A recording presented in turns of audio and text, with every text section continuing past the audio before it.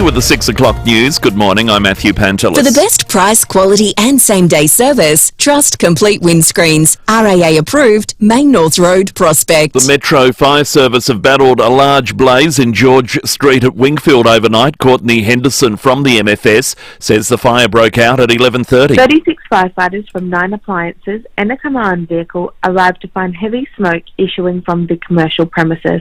Firefighters equipped with breathing apparatus and high-pressure lines contained and extinguished the fire within 45 minutes. Fire cause investigators will be going through this morning to determine how it started. Mortgage holders could see some relief with the Reserve Bank widely tipped to cut interest rates later today. The RBA board started its first two-day meeting of the year on Monday. It would be the first rate reduction since 2020. University of Sydney Associate Professor Andrew Grant says if it plays out, it would be good news for many. It'll offer sort of a small amount of relief, potentially $1,000 to $2,000 over the course of a year for the average mortgage holder in Sydney. But, that's the start of something, and I think we can potentially look for better outcomes for mortgage holders into the future. A record number of businesses have gone bust in the last month. ASIC business insolvency data shows more than 700 insolvencies were recorded.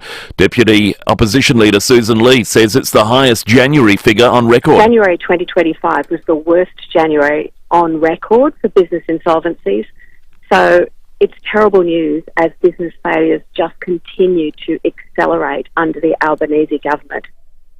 Federal police are being called out to an average 69 violent airport incidents every day. Nine's Gabrielle Hodson with more. Summer's been no holiday for the AFP, with a total of 4,205 incidents at the nation's airports over December and January alone. News Corp says that's 300 more than at the same time last year. It's also resulted in 93 arrests and 132 charges. One of the worst incidents involved a 34-year-old woman armed with a pen between Sydney and Perth who reportedly attacked an AFP officer. In other cases, people were assaulted, spat on and generally threatened the safe operation of the aircraft. The bodies of people taken hostage by Hamas are expected to be returned to Israel on Thursday. The IDF has begun preparations for their return on the 33rd day of the ceasefire deal. 3 living hostages are scheduled to be released on Saturday. A new report has found Australian students continue to value learning about our democratic institutions and processes, despite test results falling to their lowest level since 2004. In the most recent civics and citizenship sample assessment, 43% of Year 6 students attained the proficient standard compared to 53% when last assessed in 2019. Of Year 10 students tested, 28% met the standard, down from 38%. The CEO of the Australian Curriculum Assessment Authority, Stephen Ganil, says it's vital all young people get a strong grounding in civics education. At the national level, results have fallen since the last assessment in 2019 and to the lowest level since the assessment began in 2004. And this declining trend in student performance here, in civics and citizenship, has also been observed in other recent international assessments. Turning to 5AA Sport. Call Gliderol now. Order a new door with operator before the end of February and receive 2 extra handsets. Here's Tom Wren. Thank you, Matthew. Port Adelaide's Jeremy Finlayson is a chance to move back this season as the Power look to shuffle things around. That's ahead of Friday night's practice match against Adelaide at Mount Barker. Meantime, Richmond's top draft pick Sam Lawler has entered concussion protocols after a collision with West Coast hopeful Sandy Brock in their practice match yesterday. The Eagles won the match by 6 goals and they're promising to be more attacking this season under new coach Andrew McWalter. Veteran defender Jeremy McGovern telling Wide World of Sports there'll be a noticeable change in how they play. Not as much defensively, probably a bit more offensively this year, and we obviously want to move the ball fast as possible because I know on the other end when that ball is moving around pretty quick, it's a lot harder to defend. So I don't think that's any recipe. I think most clubs are probably trying to do that, and Mini's come in with that sort of game plan. Meantime, the Giants are asking the AFL for direct access to footballers from Sydney's West. Under the plan put to league officials, the club wants to be able to sign players without giving up draft picks. Let's go to cricket, and South Australia has a big chance to cement top spot on the Sheffield Shield table when it takes on Tasmania in a match starting at Adelaide Oval later this morning. SA currently sits on top of the table by 1 game with 3 games to play in the regular season. And a green alert has been issued for the Big Wave Surf Challenge at Nazar in Portugal. It's due to start tonight.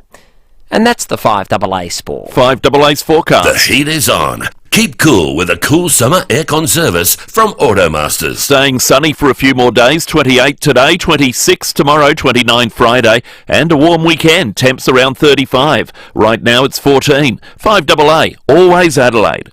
A life-changing win could be yours. The Hospital Research Foundation Home Lottery is back, and it's summertime in Somerton Park. You could win the $3.5 million grand prize, featuring a fully furnished Scott Salisbury home that ticks all the boxes and includes $500,000. Get your tickets now at homelottery.com.au. Life-changing prizes, life-changing impact. homelottery.com.au. Licence 146773. This protects the Duco from the sun. This stops the timber getting wrecked by the UV. Always put this on, mate. Keeps it in good nick. When we cover things, they last longer. Hey, Dad! Same goes for you. Twice as many men as women die from melanoma in Australia. Let's go. At its most aggressive, skin cancer can spread to internal organs like the lungs and brain and become deadly quicker than you think. Be sun smart. Save your skin. Are you on the hunt for Adelaide's freshest eggs, collected from a family farm every morning? Do you seek the finest produce, along with the widest selection of Dutch products in Adelaide? Your search ends here, at the Fresh Egg Shop in Clemzig. Discover a bounty of free-range chicken, duck and quail eggs, alongside an array of other hearty local offerings, such as boiler chickens, KI honey, almonds, homemade jam and biscuits. The Fresh Egg Shop, located at OG Road, Clemzig. Just look for the giant egg. When it comes to reducing pain and rebuilding strength, Kiesa leaves nothing to chance. Our university-qualified health professionals don't just treat problem areas. They design personalised training programs using Swiss-engineered machines unique to Kiesa. These machines safely isolate the affected area, test your strength, and help rebuild your muscles for a stronger, more active and healthier life. Kiesa, building strength with precision in Norwood. There's some big players in the solar energy market, but it's important to remember that bigger isn't always better. At BJ Energy, we're big enough to supply trusted brands like SolarEdge and small enough to take the time to listen. Adelaide wakes up with 5AA, David Penberthy and Will Goodings, Tom Wren for sport, Jade Robran on the scene as it happens, Graham Goodings and Jess Adamson with the news that matters to Adelaide. Breakfast with David and Will, bringing together the names you trust with everything you need to know to start your day. Always live, always local and only on 5AA. Always Adelaide. Hyundai's Keys to Summer event is here. Unlock offers across a wide range of Hyundai models. T's and C's apply. David Penberthy and Will Goodings, 5AA Breakfast. 9 minutes after 6, good morning to you. Welcome to Tuesday on 5AA Breakfast. It is the 18th of February, and an exciting turn of events. We have the 5AA Breakfast live stream back up and running. It's been in the shop, got the oil change, and we are back and running on 5AA Breakfast this morning. Up and running too in a big sense in terms of what's going on today. Big day for the RBA. The determination will come through regarding an interest rate cut. Will we get it? Won't we? Phil Curry. He's got a pretty good record, Phil, when it comes to predicting these sorts of things. He'll take us through the politics of it as well after 7:30 today.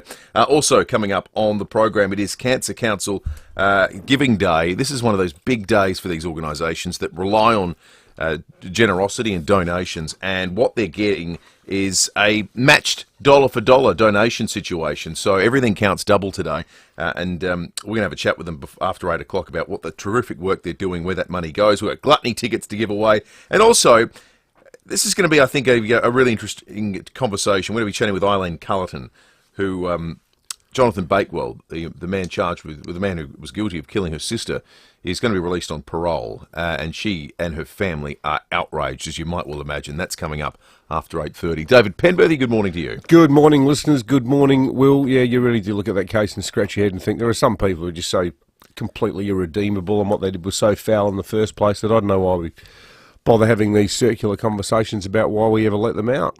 Like, what's wrong with a country saying some people are just so bad that you're just going to lock them up and throw away the key? You know, where's the issue with that? Yeah, well, I think that's what the majority of normal people think. But yeah. the entire system's framed around that being some sort of, medieval approach. But what's the tipping point? I mean, no one's saying that, you know, bunting should ever be let out. So there's an acceptance there. You have to do it like, what, you know, hit double figures before it gets really serious. I reckon killing one person under such terrible circumstances is more than enough. It's a hell of a thing to do, to, you know, borrow the line from Clint Eastwood, The Unforgiven. You know, just, wow, how does it even happen? How does it happen so often?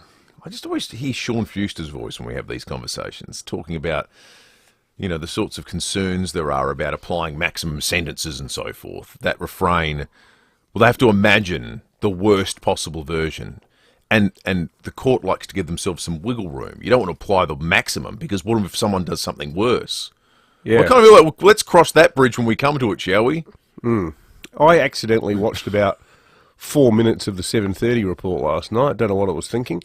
But I just thought the whole line of questioning of the Immigration Minister, Tony Burke. Now, I'm not going to defend Labor's track record in immigration, because I think it's been one of the worst features of the Albanese government. They've had no idea, totally mismanaged the High Court's release of those non-criminal citizens. But the questioning, though, at the ABC about these three total scumbag blokes who are being sent to Nauru was along the lines of, why do you think it's fair that these people who have no relationship with Nauru are being sent to this remote and harsh island in the Pacific, you know, a place that has no infrastructure, you know, as if we should all hold hands and go, oh, these poor blokes.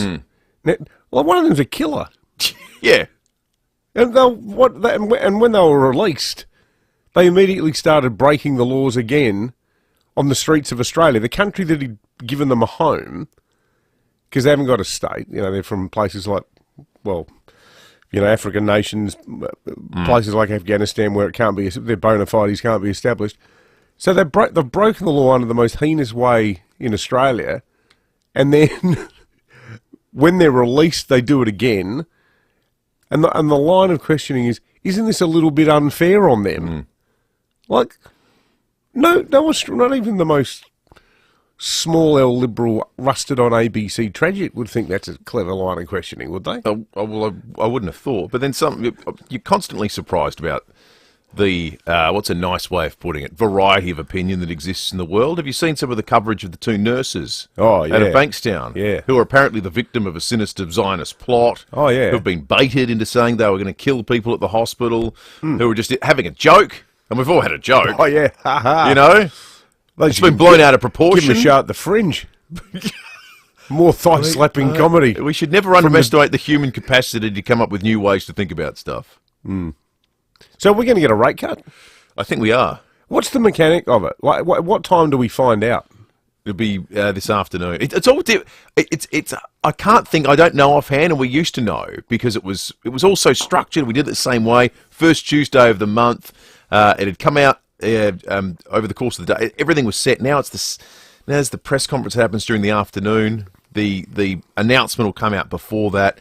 But I think it'll be around the middle of the day. Today we'll learn. You always get all those footage of excited stockbrokers. Yeah. Well, we've got two telephones. Oh, yeah. Sometimes more telephones. You don't want to be restricted by your number of telephones when you're making deals. Does it still work like that, or is it Surely not. Sort of Gordon Gekko? Surely it's all computers these 1980s days. greedy. No, there can't be anyone on the pit yelling at each other anymore, can there? Like Wolf of Wall Street. Yeah, that doesn't surely happen anymore. Do they still have parties like that, do you think? No, they definitely don't have parties like that anymore, I don't think. We got a text from someone on the Police Home Care text line with I'll read it out. They've asked, has anyone else received this text? It says, hello. This is a short community engagement survey about politics in Australia. In a federal election, you must vote both for the House of Representatives and the Senate. Thinking about the Senate, so it's a specific Senate poll. If a federal election were held today, who would receive your Senate vote? Press 1 for Labor, 2 Liberal, 3 the Greens, 4 One Nation, 5 a minor party or independent, 6 don't know. Now, it doesn't identify who's putting it out. A short community engagement survey. So it could be one of the parties. It could be a media organisation. I guess it could be some polling organisation, but I think they typically identify themselves. Yeah, don't I think they do. Pollsters do. Pollsters would. That makes you think it's probably some privately paid for political poll. So, wonder if anyone else received them in South Australia. Who's doing that at the moment? Let us know, 8223 0000, or you can text us on the Police Home Care text line, 0480 1395. Pretty boring survey, isn't it? It really is. Voter intention in the Senate. Wow. There's not a lot of Senate. Hold the front Not page. many people bother paying to find out what people's Senate voting intentions are. Well, unless they're from the major parties. Yeah, that's the suspicion, isn't it? Yeah. All right, 16 after 6. We're going to take a quick break. News headlines are coming up in just a moment. The King Anniversary Sale is on now. Save up to 50% on selected Australian design award-winning furniture. So why buy ordinary furniture when you can come home to King? Sale on now. Shop online or visit a King Living showroom today. Adelaide's local, trusted and truly connected talkback radio station. 5AA. Always Adelaide. Look at these tourists now having a look at the water. Dude, you're on a main road. You're not sightseeing. If you want to sightsee, go get a tour bus. Get off your phone, mate. Look at the road. Look at this guy just changing lanes, not even looking where he's going. Dude, indicator. I'm actually going to have a heart attack. Beat the heat. Keep cool with Fix Now, Pay Later options available. Book now. For great service guaranteed, call 1300 Automasters. Bye, darling. I love you. Goodbye, mate. Bye, Dad. At Centennial Park, we understand the life-changing experience of saying goodbye to a loved one. Whether their preference was burial or cremation, our memorial options are designed to help you reflect on, reconnect with, and remember your loved one. And most importantly, ensure your goodbyes aren't final. Find out about our memorial options at centennialpark.org. Run into Paradise Mazda, your locally owned South Australian dealership for over 68 years. Book a scheduled or general service today and receive a 10% discount. We service all makes and models. Ask us about tyres, four-wheel alignment and balancing, or enjoy our 1-hour express service with Mazda Master technicians. When it comes to Mazda, nobody knows better than Paradise Mazda. T's and C's apply. ParadiseMazda.com.au, MVD 1370.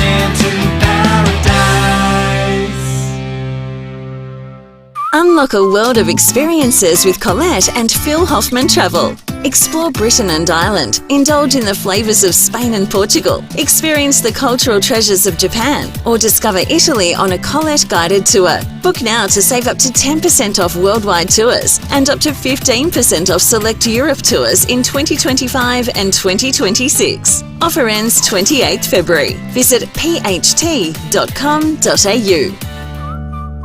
When you've been around for over a century, you know a thing or two. And South Australian Business Chamber and Ray White have almost 300 years between them. So when an alliance is formed between South Australian Business Chamber and Ray White Business Sales SA, all that experience flows to you. This ensures you're in top shape, whether you're buying, selling, or somewhere in between. Touch base with the experts. Search Ray White Business Sales SA. Proudly partnered with South Australian Business Chamber. Look at this guy just changing lanes, not even looking where he's going. Dude, indicator. Keep your cool in traffic with ice cold aircon from Automasters. Fix now, pay later options available. Call 1300 Automasters. 5AA Breakfast is streaming live right now. To watch, simply head to 5AA on Facebook or YouTube.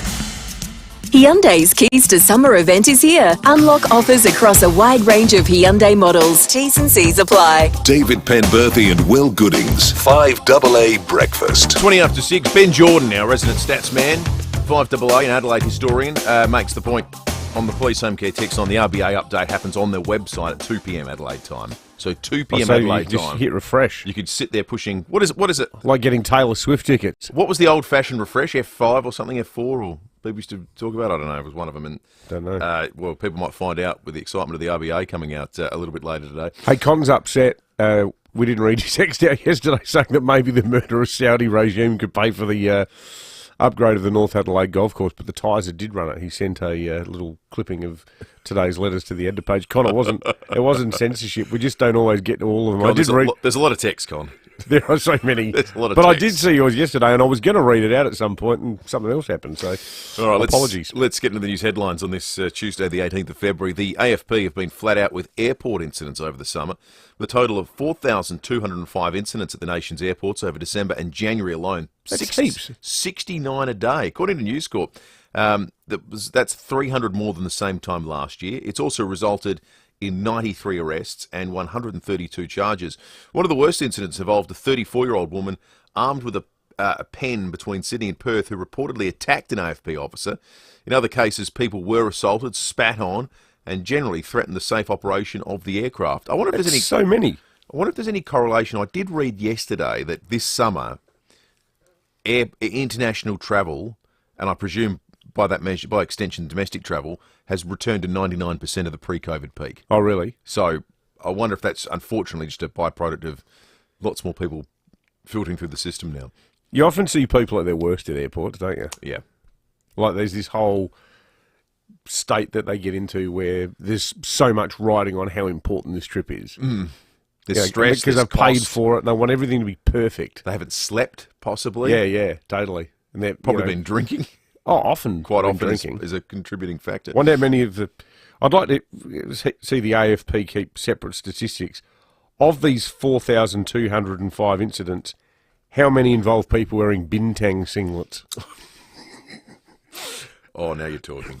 Now you're that, talking. wouldn't that be a cool stat? Yeah, yeah. The ABS needs to get onto that. Yeah. That needs to be one of the sortable columns in their Excel spreadsheet. Right. Bintang related. I reckon it might be about misadventure. I'd say 2,100. Yeah, I'm saying 50% of them are on the bintang. Yeah, I think that's a pretty reasonable assessment. No knock there on no generalised slur against. I've got a bintang T-shirt somewhere. I like bintang. Yeah, I think I've got a bintang. Oh yeah, you got to buy somewhere. one. You get they give you a bintang T-shirt. Yeah. Rat and mouse baits used around the home could potentially wipe out as many as 9 species of endangered Australian marsupial carnivores. New research by Edith Cowan University has found Tasmanian devils, eastern quolls and spotted tail quolls could be impacted and would be very likely to succumb to what they call AR poisoning. ECU Associate Professor Robert Davis says there are some baits that are safe for animals. So some that contain different chemicals like warfarin and coumatetrol, the so-called first-generation baits, or things like the naturals baits. They're much better. We're just not detecting much of those in our native wildlife. European leaders have convened in Paris for an emergency summit on the war in Ukraine. The crisis talks follow US President Donald Trump's announcement he's working with Russia to end the conflict. British Prime Minister Keir Starmer spoke ahead of the meeting, saying Europe must step up to ensure Ukraine's security. If there is a peace deal, and everybody wants a peace deal, then it's got to be a lasting peace deal, not just a pause for Putin to come again. Made the point, Keir Starmer, yesterday in talking about what comes after peace, saying, well, he would be prepared to put British boots on the ground as a peacekeeping force. And people start thinking, well, maybe this is the new era of Europe. And they've had this meeting overnight, and guess what? It's not. They've all decided that's a crazy idea. And, you know, they're going to continue doing what Europe does, which is not investing kowtow to Putin. Yeah. Well, I mean, they helped give him an economic structure at the same time that, you know, they're tutting about his behaviour. I mean, you look at the situation in Germany where it's completely indebted to Russia for all of its energy needs. Nord Stream. How on earth did Germany go from being this industrial powerhouse to having to go cap in hand to Russia to keep the lights on? Well, simple answer is under Angela Merkel it became this, you know, green energy fantasy. Well, this is but the joke of it was they were well sustained by nuclear power. Like they didn't decommission just coal powered plants. They started decommissioning nuclear power plants that emit zero emissions. Yeah. Which is one of the things that Labor's clinging to federally as it tries to discredit any sensible push to advocate for nuclear. So, well, Germany's getting rid of its power plants. So, well, they've done that for sort of weird ideological reasons, not because they're not working. They might have to start them up again soon. Well, that might be a good idea. This is a pretty important story in the context of the rate cuts we're talking about potentially coming through today. A record number of businesses have gone bust in just the last month. ASIC business insolvency data shows more than 700 insolvencies were recorded. Deputy Opposition Leader Susan Ley says it's the highest January figure on record. January 2025 was the worst January on record for business insolvencies. So It's terrible news as business failures just continue to accelerate under the Albanese government. Amazing, isn't it? Shocking numbers. And that's why we're getting widespread calls for a rate cut today. Yeah. To try and... Not everyone wants one. Charles says, guys, you may wish to curb your enthusiasm for a rate cut. There's a large cohort of people who suffer as a result. They are elderly retirees who rely on the meagre interest they get from their savings to keep up with price increases. They actually cannot work to cover these increases and will most likely have to cut one of what most of us call essentials. We all accept that young families with mortgages are suffering and need relief, but don't forget those who've done the hard yards. That's a fair text, Charles. I guess it's the thing why they call it a blunt instrument, isn't it? Yes. Someone's always happy if they're going up, and someone's always happy if they're going down. Huge political ramifications. 1 in 3 voters has a mortgage, which is why there's some speculation they get cut today, and maybe the Prime Minister will announce an election sometime very soon. It'd look pretty opportunistic, wouldn't it, if he did it? Yeah. When's that ever stopped anyone in politics? Well, that's true. Yeah, good point. Good point. 14 degrees right now as we speak. Pretty cool out there. A top of 28 today. Felt warmer than what the expected top was yesterday. I wonder if we'll get like that today. Not a lot of cloud cover around. Sunny today, sunny tomorrow, 26, 29 on Thursday. Really nice and warm Friday, 34. Gets warmer on Saturday, but there's a change and maybe some rain, up to 36 with possibly 2 mils of rain. Sunday, 25 and a drizzle. And then Monday, cloud clearing and a top of 26. Dave from Albinon on the police home care text line simply writes, great, now I want a bintang. Nothing wrong with bintang. Satu lagi. We weren't. There's no slur against the bintang here. Saya minta beer. I would like a beer. Satu lagi. One more. Yeah, I think you can say that in every language on planet Earth, well, including Navajo. That's a handy phrase. Yeah, Navajo. Tom Renz. Why do you ask? Tom Renz in the 5AA Breakfast Studio. Call Gliderol now. Order a new door with operator before the end of February and receive 2 extra handsets. Morning to you, Rennie. Morning, Will. Morning, David. Boys, you ready for your football? We've got footy on Friday, the Crows and Port, their little practice match. I am. I'm actually excited about it. Yeah, I think it's like that, isn't it? You know, we've had the tennis, we've had live, we've had all these great events, but it sort of feels like football now is slowly getting into a little bit of focus.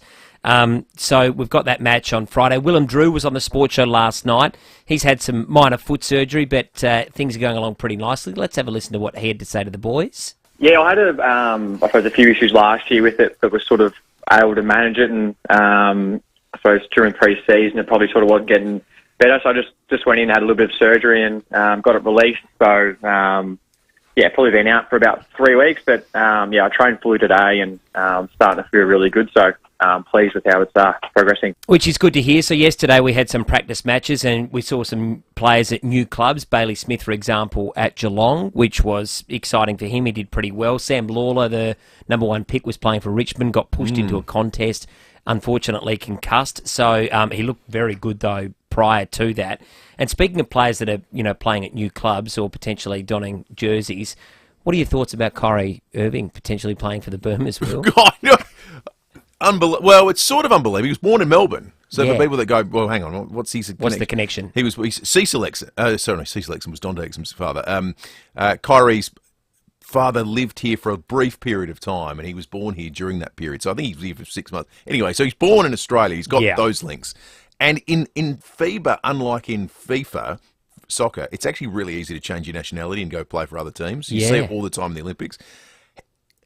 He's a 9-time. He's a hard to like kind of guy. Yes. Kyrie. He's changed his image a bit in the last 2 years.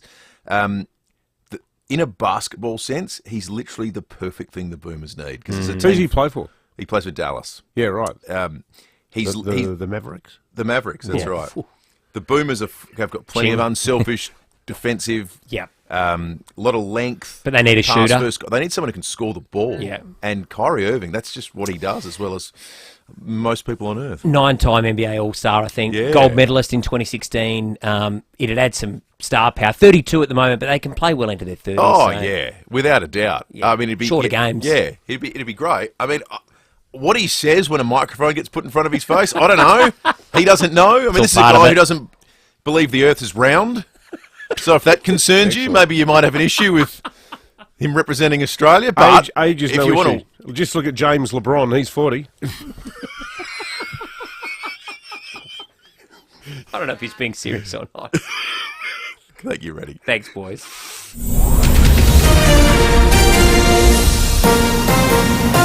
This is 5AA News. Always Adelaide. Sunny 28 for Adelaide today with the 6:30 news. I'm Matthew Pantelis. Chipped windscreen. RAA approved repairer Complete Windscreens repairs it from just $99. Find the big red koala. There's been a large fire in the western suburbs overnight. MFS crews called to an industrial property on George Street, Wingfield, finding smoke billowing from a building. Courtney Henderson from the MFS says 36 firefighters from 9 appliances took 45 minutes to bring the fire under control. Fire investigators will be attending today and a cause and damage will be provided once available. Promises to boost housing supply are falling short. Around 28,000 new residential builds were approved last year, the lowest level since 2011. But the KPMG analysis shows there was an uptick in approvals towards the end of 2024. Meantime, the possibility of a rate cut today. Tighter market conditions have driven profits down for Australian banks. Cash profit fell 1.1% for the half. Bendigo and Adelaide Bank, one of the worst performers on the ASX 200. The bank's chief executive, Richard Fennell, says a recovery driven by a rate cut could be on the cards. On the margin side, we would not be expecting to see the same sort of reduction in the second half, and we're certainly hoping to stabilise things. A survey, meantime, shows fewer than a quarter voters believe inflation would be better under a coalition government.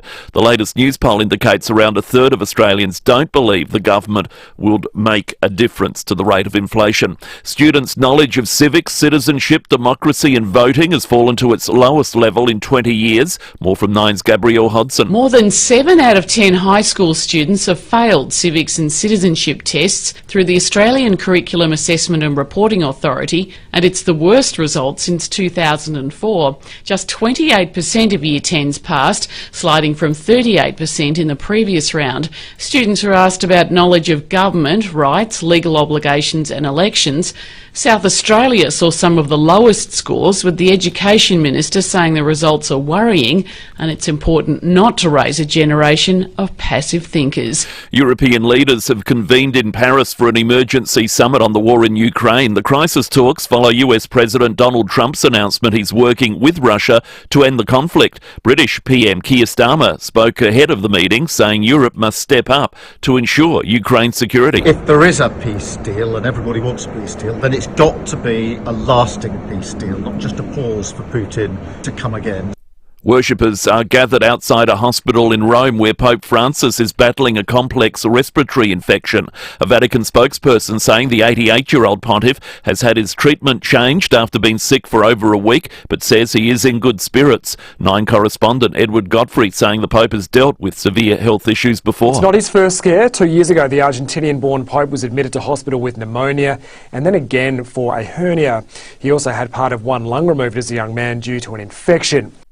Australian Federal Police have helped return an 1813 holy dollar that was stolen from a museum collection in Poland. It was recently sold at auction in Australia for $500,000. Turning to 5AA Sport. Call Gliderol now. Order a new door with operator before the end of February and receive 2 extra handsets. Good morning, Tom Wren. And a very good morning to you as well, Matty. We're going to start with football. Light days today for the Crows and Port Adelaide ahead of their practice match at Mount Barker on Friday afternoon. Meantime, Essendon's list committee has a tough decision to make before AFL lists are finalised on Friday. The Bombers, who have one list spot, have a choice between mature-aged forward Tom Edwards, who kicked 4 goals in a practice game, and defender Kane Baldwin, who has been battling a foot injury. Well, Basketball Australia is reportedly in talks with NBA superstar Kyrie Irving about a possible switch of allegiance for the 9-time All-Star. The 32-year-old was born in Melbourne and is a dual citizen of both Australia and the US. Pressure has eased on Ange Postecoglou in the Premier League, but a former Socceroo says Tottenham needs to continue its momentum. Mark Bosnich telling Wide World of Sports it was an important win over Manchester United. I mean, that's the first time in 7 home games in the Premier League that Spurs have won, but it helps. It really helps in this situation to sort of say, okay, we start here, then we've got Ipswich away, then they've got Manchester City back at home, because they've got a good record against. And Aussie golfer Minwoo Lee will make his TGL debut today for the Bay Golf Club. And that's the 5AA Sport. 5AA's weather. The heat is on. Keep cool with a cool summer aircon service from Automasters. Staying sunny a few more days, 28 today, 26 tomorrow, 29 Friday, a warm weekend, temps around 35. Right now 14. 5AA, always Adelaide. Hyundai's Keys to Summer event is here. Unlock offers across a wide range of Hyundai models. T's and C's apply. David Penberthy and Will Goodings, 5AA Breakfast. 24 minutes to 7. We've got gluttony tickets we're giving away very shortly on the program. Beautiful shot of the sunrise this morning over the hills there. Thank you, Brookie, on the Facebook and YouTube live stream this morning, which is back up and running. And if it is your preferred way of digesting the program, you can log on Facebook and YouTube and check in like you always would with all the excellent information that's there. We've got the news headlines, the weather. Unfortunately, there's pictures of us, but there's also other interesting things. It's not all upside. Yeah, that's right. You get to see what we wear every day. You I got get to my see Barcelona FC T-shirt on today. Thank you very much. Will's gone for a eggshell blue number. You've got the UV index as well. Remember, you cover the barbecue to protect it from the sun. The same goes for you. Be sun smart and cover up. Wonder if anyone's getting along to Kylie tonight.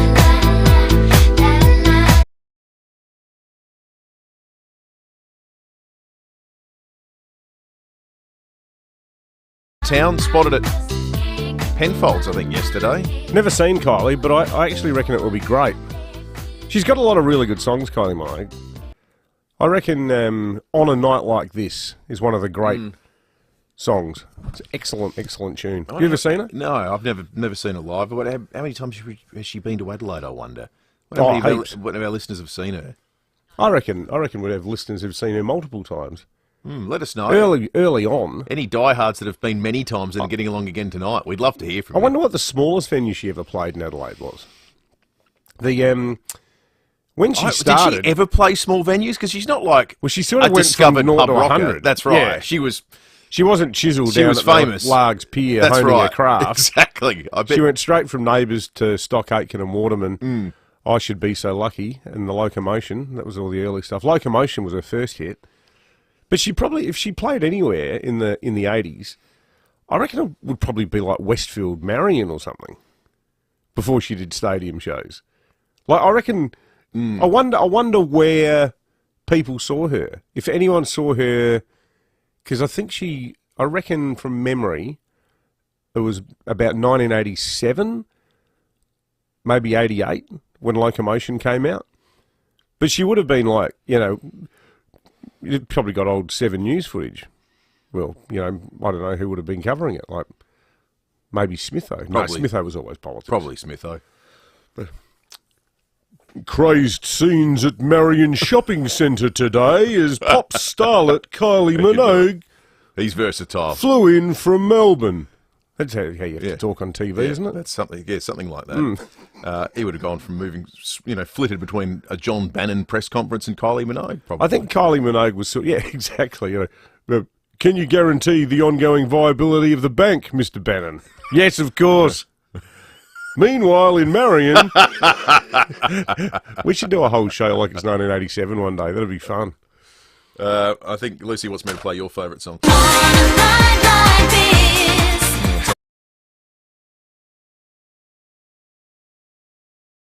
Answer to that, he's just coming home at 6:30 in the morning. Yeah, that's true. That's true. South Australians aren't good at civics, it turns out. Certainly South Australian kids. We came the second worst in the country, just above the Northern Territory, civics results. So fewer than 20% of students in Year 10 and 38% in Year 6 meeting the minimum requirements. Fewer than 1 in 5 meeting, not just the average, the minimum requirements. Lucy's managed to source us, by way of The Guardian, some questions from the civics test. Do you want to have a quick go? Yeah, let's do it. Civics test, okay. Which of the following would be the task of a local council? What, giving people the you-know-what? That should be D. Setting up schools, looking after parks and gardens, making sure hospitals run smoothly, taking part in parliamentary sessions. Number 2. Number 2 is correct. Parks and gardens. There's a question, a really long history lesson here. Well, that's a good question, because it begs another question, doesn't it? There should be answer number E, telling people how to vote in referenda. Yeah, that's right. Exactly. Well, hang on. No, it's actually not us. It's the councils that got that one wrong. That's maybe the councils need to do it. That could be part of the issue.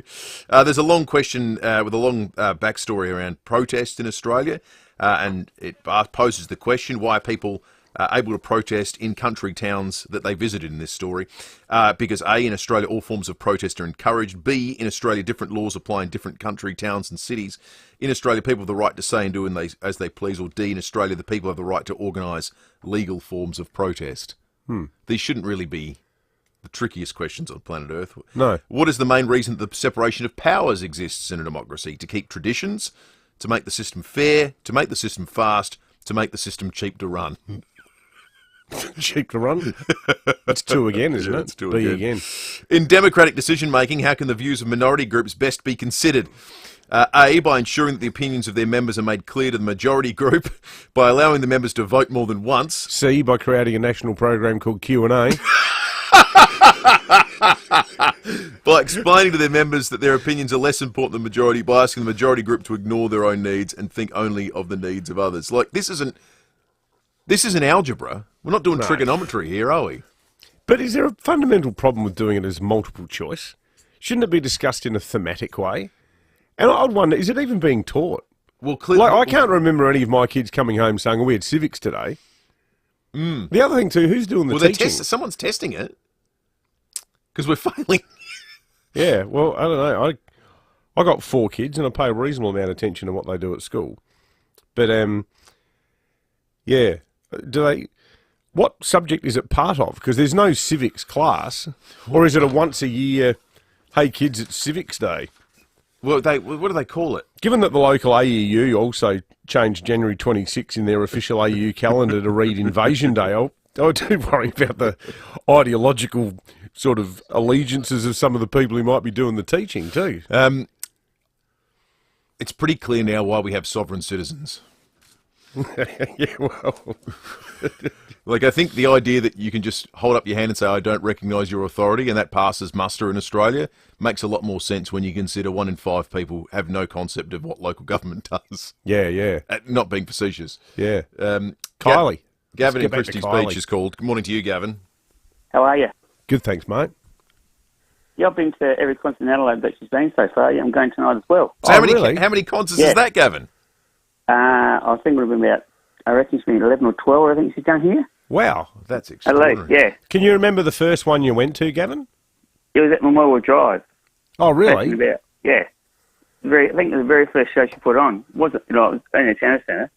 I mean, Memorial Drive, but that, yeah, I went to there, been there as well. Actually, you were there with a few of our other listeners. Guy from Glenelg North, he was there. Another one here, no name given. I've been to every Kylie concert. The first one was at Memorial Drive in Adelaide. Someone said Kylie played the Thebarton Theatre in the 90s. Yeah, can't remember that one, but I've been... Actually, I met her at the... when was it? Adelaide Cup, way back.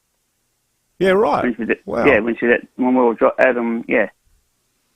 I went out with a girl in uni who was in the same class as her in school in Melbourne. How's that for 1 degree of separation? Yeah, how about that? You and Kylie. What, well, no, me and Kylie's classmate. Yeah, well, text your classmate, and with Kylie in town, she can come on the program. She's Gavin, she's a med student at Flinders. Mate, we're going to send you a double pass to the Mirror on the 21st of February at Gluttony. How Congratulations to you. That is a great story. 11 times you've seen Kylie in concert here in South Australia. The Mirror is new to the Fringe. Intoxicating, intimate and incredible, a place of illusion, indulgence and the physically improbable. Con says he saw Danny Minogue at the Thebby as part of Johnny Young's Young Talent I think Time. Danny worked his way up through the smaller venues. Yeah. Con was there with his kids, not himself. All right, let's check traffic. Selling your commercial property for top dollar is made easier with the team at RWC Adelaide. Visit rwcadelaide.com. Morning, guys. No major issues out there at the moment. Look out for some ongoing works, though. Gorge Road near Corkscrew Road in Caston Bull and Anglevale Road near Mill Road in Evanston Gardens. And look out for cameras today. Days Road in Croydon Park and Main South Road, O'Halloran Hill. Ready to save? Get 50% off clothes and more clothes at Savers. 1 day only, today from 8 a.m. till 9 p.m. Only at Savers, some restrictions apply. Adelaide's most accurate traffic on 5AA.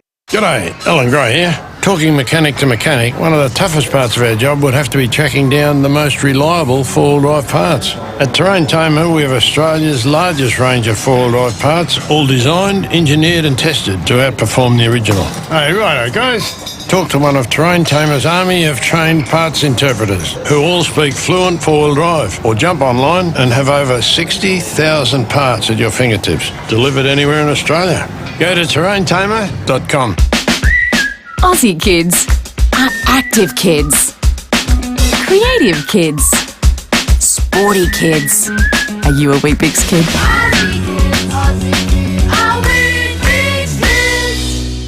Do you ever wish you could give more to cancer research? Well, this is big because today is the Cancer Council's annual Cancer Research Giving Day, and it means that from 7 a.m, which is 10 minutes or so from now, until 7 o'clock tonight, every donation will be doubled, all thanks to the generous matched giving donors. Cancer Council SA funds the best and brightest cancer researchers through their research program, but they can't do their work without donations from thoughtful people like you. Now, cancer research obviously saves lives, and by donating today, you'll help fund life-saving cancer research right here in South Australia, supporting South Aussies affected by cancer. Double the donation means double the impact, so double down on cancer research by donating today. Head to cancersa.org.au to register and see how your generosity can help. T's and C's apply. G'day South Australians, Rex Patrick and Jackie Lambie here. How do we bring down the cost of living? Stop those cartels price gouging our gas, Rex. Low gas prices mean low electricity prices. Stop those foreigners buying residential properties, Rex. That takes away houses that young Australians need.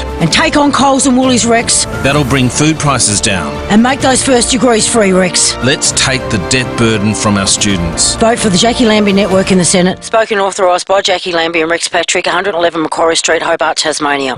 The Australian Government's Future Made in Australia plan will create a stronger economy by making more things across our country. We'll make more of Australia's natural advantages and turn critical minerals into cleaner energy. We're investing in you to learn new skills and in manufacturing and technology to create well-paid jobs and a more secure future for everyone. That's a future made in Australia. To find out more about the plan, search Future Made in Australia. Authorised by the Australian Government, Canberra. Hyundai's Keys to Summer event is here. Unlock offers across a wide range of Hyundai models. T's and C's apply. David Penberthy and Will Goodings, 5AA Breakfast. 12 to 7, Police Home Care text. I've got a text from a teacher in the last few moments. It says, yes, we teachers do teach civics and citizenship as part of the curriculum. I'm currently teaching it at the moment, and we are visiting Parliament House later this term. It's an important part of our curriculum. Thank you to that teacher for texting us on 0480 08 1395. Let's head to the Weather Bureau. Mark Anilak joins us. Morning, Mark. Good morning, guys. How you going? Good. What does Tuesday have in store? Yeah, almost similar day to yesterday, to be honest. Heading for a sunny 28 degrees this afternoon. Tomorrow, 26 degrees and sunny, 29 on Thursday. Warming up for the weekend, 34 on Friday and 36 degrees on Saturday ahead of a change. For today, sunny 28 degrees and currently sitting on 15.1 degrees. Good stuff. It's going to be a nice summery weekend. I'll tell you what, if you feel like a bit of raucous punk rock, local independent alternative music, get along to Fitzy's. Nice day to go to the pub down at the Port Noarlunga Football Club on Saturday. I'm going to be going. Bought my ticket a couple of months ago. It's going to be good fun. Nice to see a music festival that's going ahead, as we spoke with him last week. They're all facing huge challenges. I reckon one of the reasons a lot of music festivals are struggling is they're so ridiculously expensive. Like, you're looking at hundreds of dollars to go to one day. Are they struggling because they're expensive, or are they expensive because they're struggling? Well, maybe a bit of both, but all that matters for the punters is they can't afford to go. And this is why this one on the weekend, it's cheap and cheerful, and you get to see about 20 bands for bugger all. I thought it was really insightful what he said to us the other week about the organising. He said most festivals, when you go into the festival, I'm going to start the David and Will Music Festival, you have to accept that the first 3 to 4 years you're not going to make a cent. Now, in this day and age, in this climate, well, people can't afford to do that. Exactly right. Let's head to Safepole. Senior Constable Kate Dawson joins us. Morning, Kate. Good morning, guys. Now, a man's been arrested wanted for stealing collectibles. Yeah, this one we actually put out last week, and the offence occurred a couple of weeks ago on Sunday the 9th of February. A man allegedly entered a collectibles store on Twin Street in the city where he stole 3 folders containing valuable autographs. So we were given a really clear CCTV image of the suspect by the shop, which we posted on social media, and yes, everyone did a really good job of sharing it and liking the image to get it some traction. So then, following a lengthy investigation last night, about 8:30 p.m, police attended a home in Salisbury East where they arrested the 55-year-old man. Unfortunately, we didn't locate the stolen property, these 3 folders containing over 300 signed collectors' autographs. So, yeah, the investigation is still ongoing for that. The man didn't apply for bail, so he'll be appearing in the Adelaide Magistrates Court today.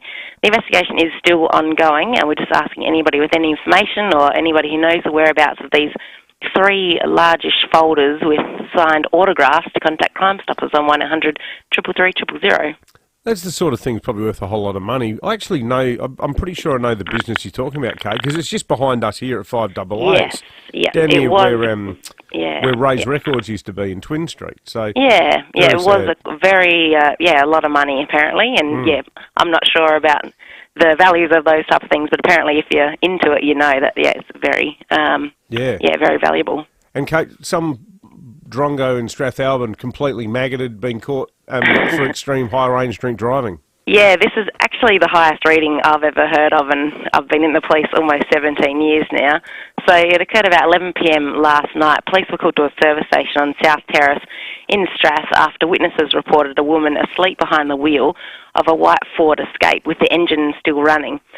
So police attended and submitted the driver to a breath test, and she returned an unbelievable reading of 0.434, which is almost 9 times the legal limit.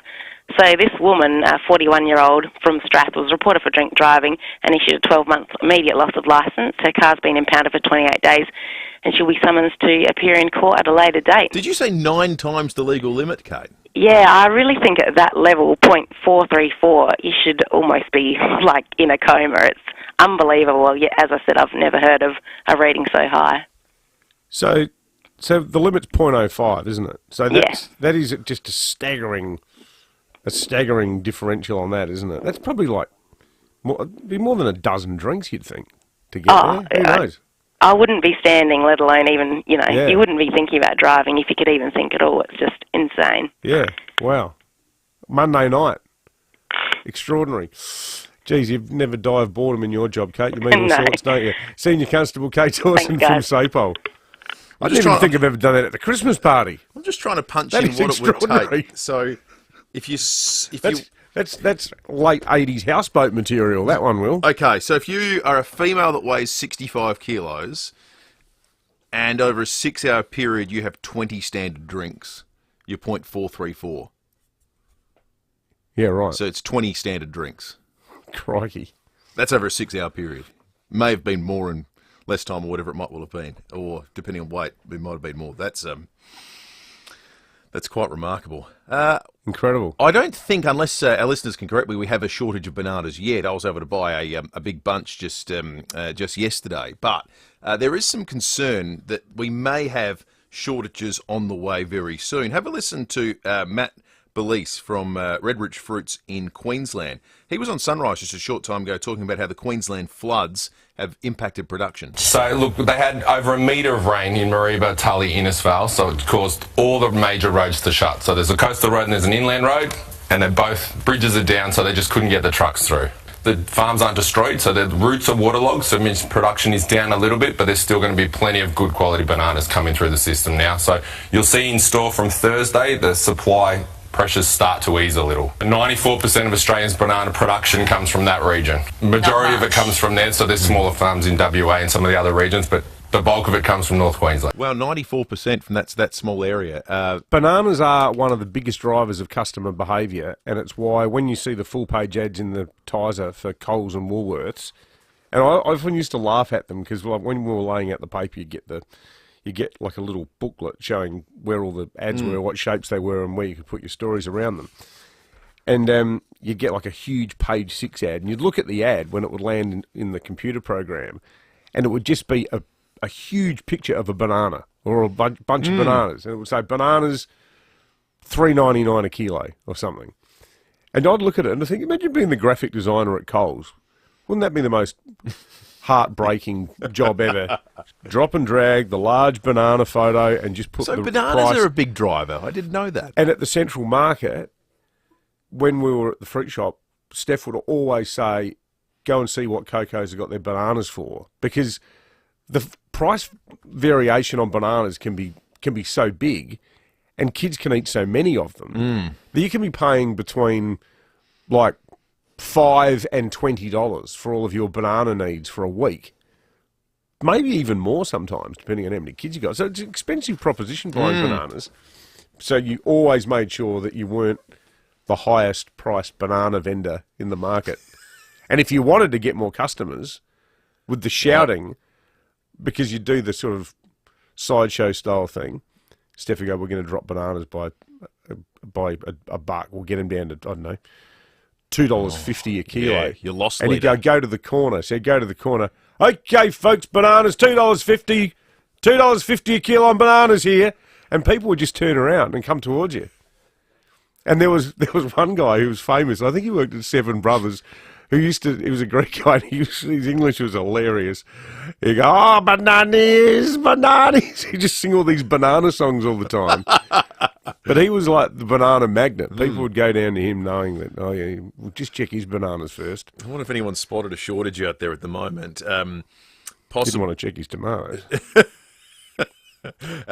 If there are where you like to buy them, it sounds as though, very least having listened to Matt there, that things will be back to normal in the latter part of this week. Jay in Croydon has a good cost of living inspired question about our drunken sound asleep at the servo lady in Strath last night. How can you possibly afford to get that drunk? Well, that's a good question. 20 standard. If you're drinks. out, unless you're doing it at home and you're ducking out to the shops a little bit after. But imagine if you had 20 standard drinks. Let's be generous and say, whether they were pints of beer or spirit and mixer, you're talking over $200 worth of... Easy. Yeah. It's a lot of dough. It is a lot. One here from Sue. I went to the local Coles last Friday. There were 6 bananas in the display. There were none at Woolies at all. Though the big two got a pretty bad reputation during the toilet paper days. Here's the bananas. They're still green. Sue sent a picture. They're not the healthiest looking bunch of bananas either. They look like ladyfinger bananas. Yeah, they look tiny. Yeah, they're ladyfinger bananas. Yeah. So maybe by the end of this week, that will have returned to normal. Sally said her Coles had 0 eggs as well, and 0 bananas. Yeah, eggs is... Well, that's their problem, Coles and Woolworths, isn't it? That's because the national suppliers in the eastern states have been fallen victim to bird flu, a strain of bird flu, and it's not here in South Australia. Sally doesn't say where she is, but the answer to that would be go to a Drake's or a Foodland, Chanella's, all the many independent retailers that we have here. But maybe she lives in a part of town where, they don't have any of those supermarkets. We're going to take a break. 5AA News is coming up. We'll bring you some more information on this fire at Wingfield that took place overnight in just a moment. And the story about the targeting of a police dog that has South Australians outraged. That's next. Happy birthday to you! 1, 2, 3. There's a good reason so many people celebrate their birthday at the Dutch Pantry Cafe. A whole menu of authentic Dutch food for brekkie, brunch or lunch. Think of classics like croquettes, mini Dutch pancakes and Dutch pea soup, along with chip cones and Biscoff milkshakes. However old you're turning, celebrate at the Dutch Pantry Cafe. OG Road, Clemzig, open 7 days. Look for the big windmill. Right Price, Adelaide's best in heating and cooling, has risen to new heights. Literally, Right Price are now your roofing people too. Same exceptional service, value and quality. From total roof replacement, including tile roof installation, to tile roof repairs, cleaning and painting. And for peace of mind, a rock solid quote. So the only surprise you'll get is how magnificent your roof and home looks. Do it right. Visit rightpriceroofing.com.au. You can get your roof right at Right Price. Are you contemplating aged care for yourself or loved one? Are you not sure where to start? Are you RCR ready? RCR Financial will give you the confidence to make informed decisions, to understand the options, the costs, and how it will impact things like estates and pensions. RCR Financial will take the stress out of your aged care decisions. Are you ready to take the next step? Search for RCR Financial today or see us on the parade, Norwood. It's Edward Edward here from Edwardstown Mazda. Thanks, Edward. I've got this. And it's big news. How big? Really big. Edwardstown Mazda have extended their sale with huge Mazda factory bonuses across a wide range of Mazdas. Plus, get a $2,000 trade-in bonus on top of your trade-in price. Only available at Edwardstown Mazda. Wow. I know, right? Wow. Plays a jingle sing. It's gotta be Edwardstown Mazda. T's and C's apply. The latest local, national and international news for South Australia. This is 5AA News. Always Adelaide. Sunny and 28 for Adelaide today with the 7 o'clock news. Good morning, I'm Matthew Pantelis. Make RAA approved windscreen repairer Complete Windscreens your insurer repairer of choice. Visit completewindscreens.com.au. A man who allegedly stole in excess of 300 signed collectors' photographs from a collectible shop in Adelaide has been arrested. Senior Constable Kate Dawson says the theft occurred several weeks ago. Police attended a home in Salisbury East where they arrested the 55-year-old man. Unfortunately, we didn't locate the stolen property, these 3 folders containing over 300 signed collectors' autographs. The investigation is still ongoing for that. A 41-year-old woman has been charged with drink driving after she was found asleep behind the wheel of a car in Strathalbyn. With the engine running, she returned a positive breath test of 0.434, which is 9 times the legal limit. Fire Corps investigators will attend a blaze in George Street at Wingfield this morning after a large fire at an industrial site. 9 fire appliances and 36 firefighters took 45 minutes to bring the fire under control. It broke out at 11:30. Economists predict the Reserve Bank will cut interest rates for the first time in 4 years today. 0.25% rate cut expected, reducing payments on the average home line by around $100 a month. Shadow Treasurer Angus Taylor says there's still a long way to go to alleviating cost of living pressures. It won't change the fact that an Australian with a typical mortgage has spent an extra $50,000 on interest since Labor came to government. There's no getting that money back. And that's on top of that, we've seen double-digit price increases of other essentials like food and energy, insurance, rent. Prices continue to go up. The state opposition will move to establish a parliamentary committee this week to examine the proposed green hydrogen plant planned for Whyalla. The state government has allocated almost $600 million to the project, but its viability is now in doubt with the financial crisis around GFG and similar projects abandoned by the likes of Twiggy Forrest and other mining and energy companies. Pharmacists are calling on the federal government to take action to reduce the cost of medication. 78% of those surveyed by research company JWS supported the government adding more medicines to the pharmaceutical benefit scheme. Pharmacy Guild of Australia councillor Mario Baroni says sick people will start going without medicine if changes aren't made. They can get sicker. Their condition can get worse. 1 in 3 of these medications are for a cardiovascular disease. European leaders have been urged to increase defence spending during an emergency meeting in Paris. There's growing concern US President Donald Trump's push for a meeting with his Russian counterpart could affect security in the region. Russia's foreign minister saying there's no place for Europe in peace talks with Ukraine. There are growing concerns for the health of Pope Francis, the 88-year-old requiring more hospitalisation for a respiratory infection. Nine's Europe correspondent Edward Godfrey. The Pope is said to be in a stable condition, although his illness has become more serious. A spokesperson for the Vatican saying the results of the medical tests over the past few days have shown a polymicrobial infection of the respiratory tract, which has led to a further change in therapy. All tests to date are indicative of a complex clinical picture. It's not known how long Pope Francis will be in hospital, but the Vatican says he continues to work and read and is touched by the messages of affection he's been receiving. The 88-year-old was admitted on Friday in what was called a fair condition. He'd been continuing to work despite suffering with bronchitis for more than a week. Well-wishers have been gathering outside the Rome hospital, praying for his recovery. Turning to 5AA Sport. Call Gliderol now. Order a new door with operator before the end of February and receive 2 extra handsets. Here's Tom Wren. Thank you, Matthew. Port Adelaide midfielder Willem Drew says he's feeling good and ready to go ahead of Friday afternoon's practice match against the Crows. The 26-year-old has had successful minor surgery on a foot injury he managed throughout 2024, and he told Rowie and Timmy G it's feeling good. Tried a few different sort of injections and different tapings and whatnot, but ultimately just went in there and got it done, and not a major surgery at all. So yeah, hoping to be available on Friday, which should be good. Meantime, Richmond's number 1 pick, Sam Lawler, has suffered a scare after he was concussed in their practice match against West Coast. He's now in the protocols and will be monitored closely as he makes his recovery. Let's go to cricket, and South Australia has a big chance to lock in a spot for the Shield final with a game against Tasmania starting this morning at Adelaide Oval.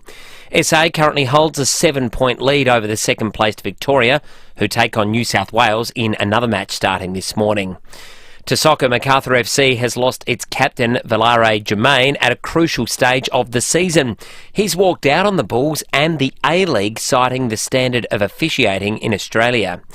To tennis, and Aussie Alexei Popyrin is out of the Qatar Open after going down in straight sets to 8th seed Jack Draper. Fellow Aussie Alex de Minaur will be in action later this morning when he takes on Roman Safiullin. And rugby league boss Peter V'landys has taken to American TV to invite Donald Trump to this month's double-header in Las Vegas. And that's the 5AA Sport. 5AA's traffic. Thinking about selling your commercial property? Need advice? Talk to the experts at RWC Adelaide. Visit rwcadelaide.com. Hey, good morning. Look out for a two-car crash in Fulham Gardens at the moment on Tapley's Hill Road near Grange Road. Some ongoing works today. Morpher Vale, Panalatinga Road near Golf Course Drive, and in Underdale, Holbrooks Road near Garden Terrace. And check your speeds today, Brooker Terrace in Richmond and Maynworth Road in Blair Athol. This is it. The biggest closing down sale is on at Miller's. Prices from just $8. Last chance to save 60 to 80% before Miller's closes for good. T's and C's apply. Adelaide's most accurate traffic on 5AA. 5AA's forecast. The heat is on. Keep cool with a cool summer aircon service from Automasters. Staying sunny for a few more days. 28 today, 26 tomorrow, 29 on Friday. Right now it is 15 degrees. 5AA, always Adelaide. Streaming live via the 5AA Player app on DAB Digital Radio and on 1395 AM. This is 5AA, always Adelaide. Hyundai's Keys to Summer event is here. Unlock offers across a wide range of Hyundai models. T's and C's apply. David Penberthy and Will Goodings, 5AA Breakfast.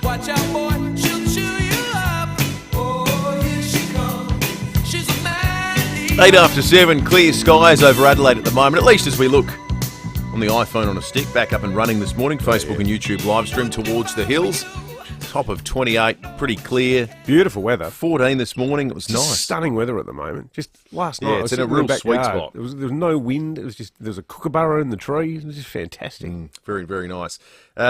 Coming up this hour on the show, we are going to be checking with Phil Curry. Big day today. We're going to talk about the RBA determination in just a moment and what it might mean for mortgage holders in Australia. What it might mean politically, I'm sure we'll come up with Phil Curry after 7:30 from the Australian Financial Review. Huge day today for the Cancer Council. If you ever considered giving to the Cancer Council, today is the day to do it because they have a dollar-for-dollar matching situation in place. We're going to be chatting with the great people there after 8 o'clock today. Also, I think a really intriguing conversation is going to happen after 8:30 today with Eileen Cullerton.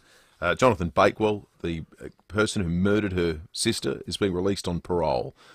As you'd I don't imagine, think anyone knows. It hasn't been reported yet that he's out again. So this is a new story. We've spoken to Eileen many times. It's just total disgrace.